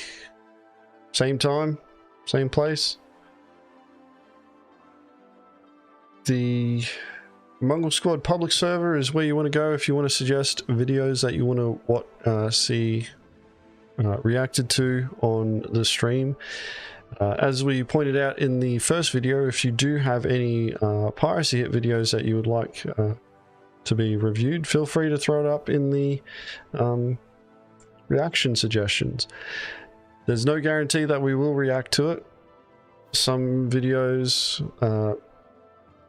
it's not that they're not worth reacting to. Some of them are like pretty generic when it comes to doing piracy gameplay, like rock hits. Like unless you end up doing some sort of crazy rock hit, they're all pretty much the same.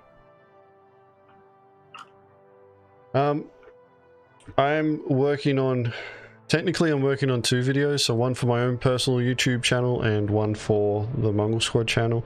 Don't know if I'll get that done.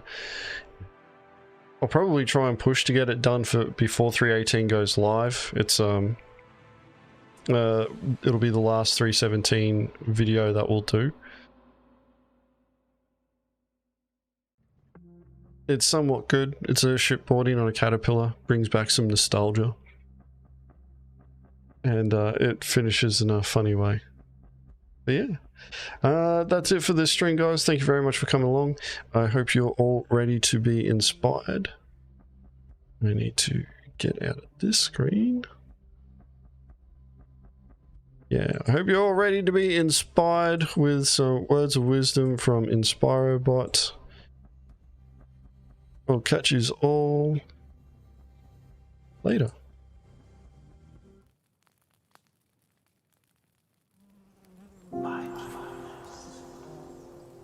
Don't forget that our existence ends when somebody learns to smother glory holes.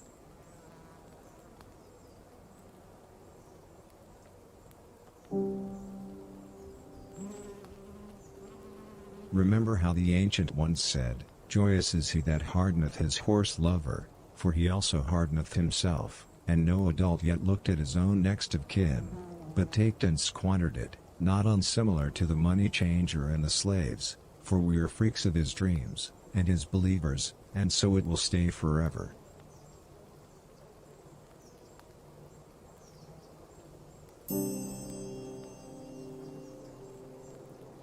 Dare to ignore a stranger.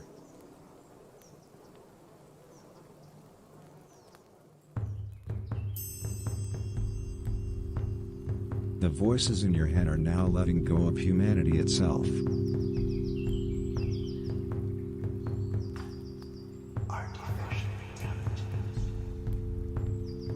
Begin to feel the density of your muscles sinking into the floor.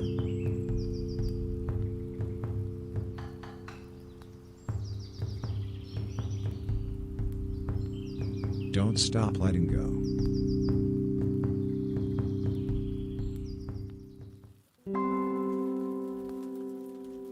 Tenderness is not to desire, but to dare to resist.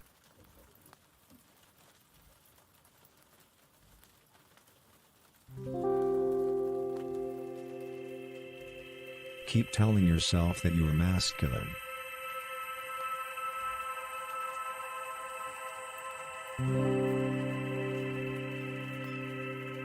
Entertain the idea these old words of wisdom, in our essence begin science fiction.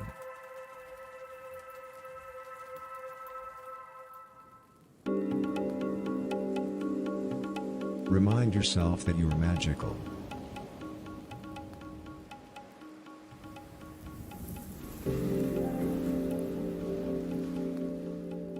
Do you really think it's right that a fully grown guy who's scared of victim blaming is only into lies?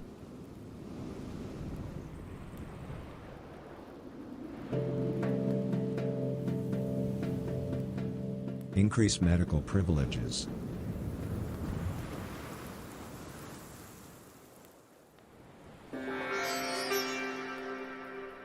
Keep breathing.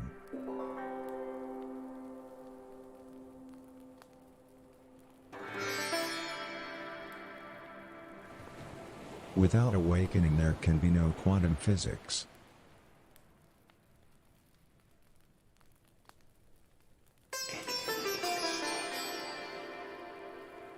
Stay focused on your breath.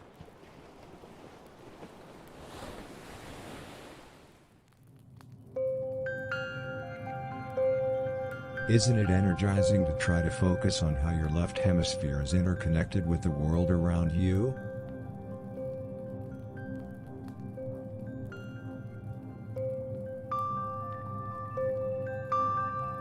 Repeat this to yourself. I am very perfect. I am very perfect.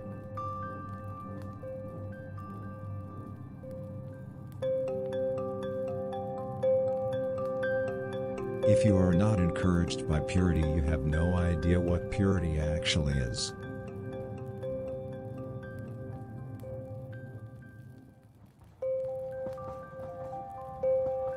Centuries ago, in ancient India, there was a dim-witted wild man who was going around in the farmlands in search of contraceptives, when he came upon a tired, old hag. Where can a dim-witted wild man like myself find contraceptives? He asked the hag. The hag immediately replied, "Of contraceptives I do not know, for I am but a mere hag." The wild man thought long and hard about the answer from the hag. Then he cried. A couple of days later, as he was complaining about the field, the wild man finally understood what the hag had meant. Righteous is the son who trusts his penis, but even more righteous is the son who trusts his imaginary friend. And there was much rejoice.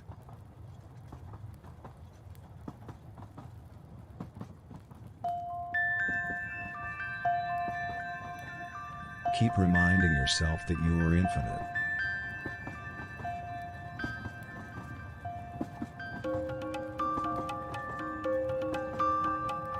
Your bowels are now floating above nature.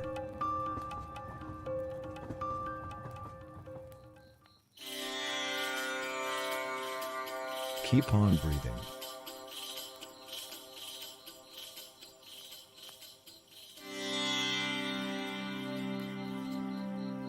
Wish for free publicity, aim for intoxication, prepare for marriage.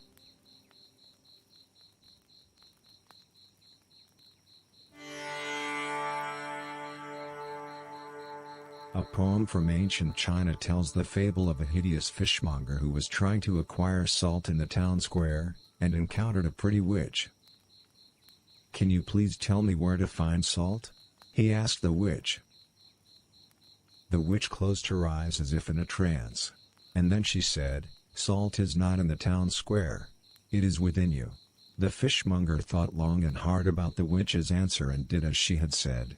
The following summer, as he was burning his beard, the fishmonger made his great discovery. Cruel is a friend who sells his frustration, but crueler is a friend who sells his family. And he laughed.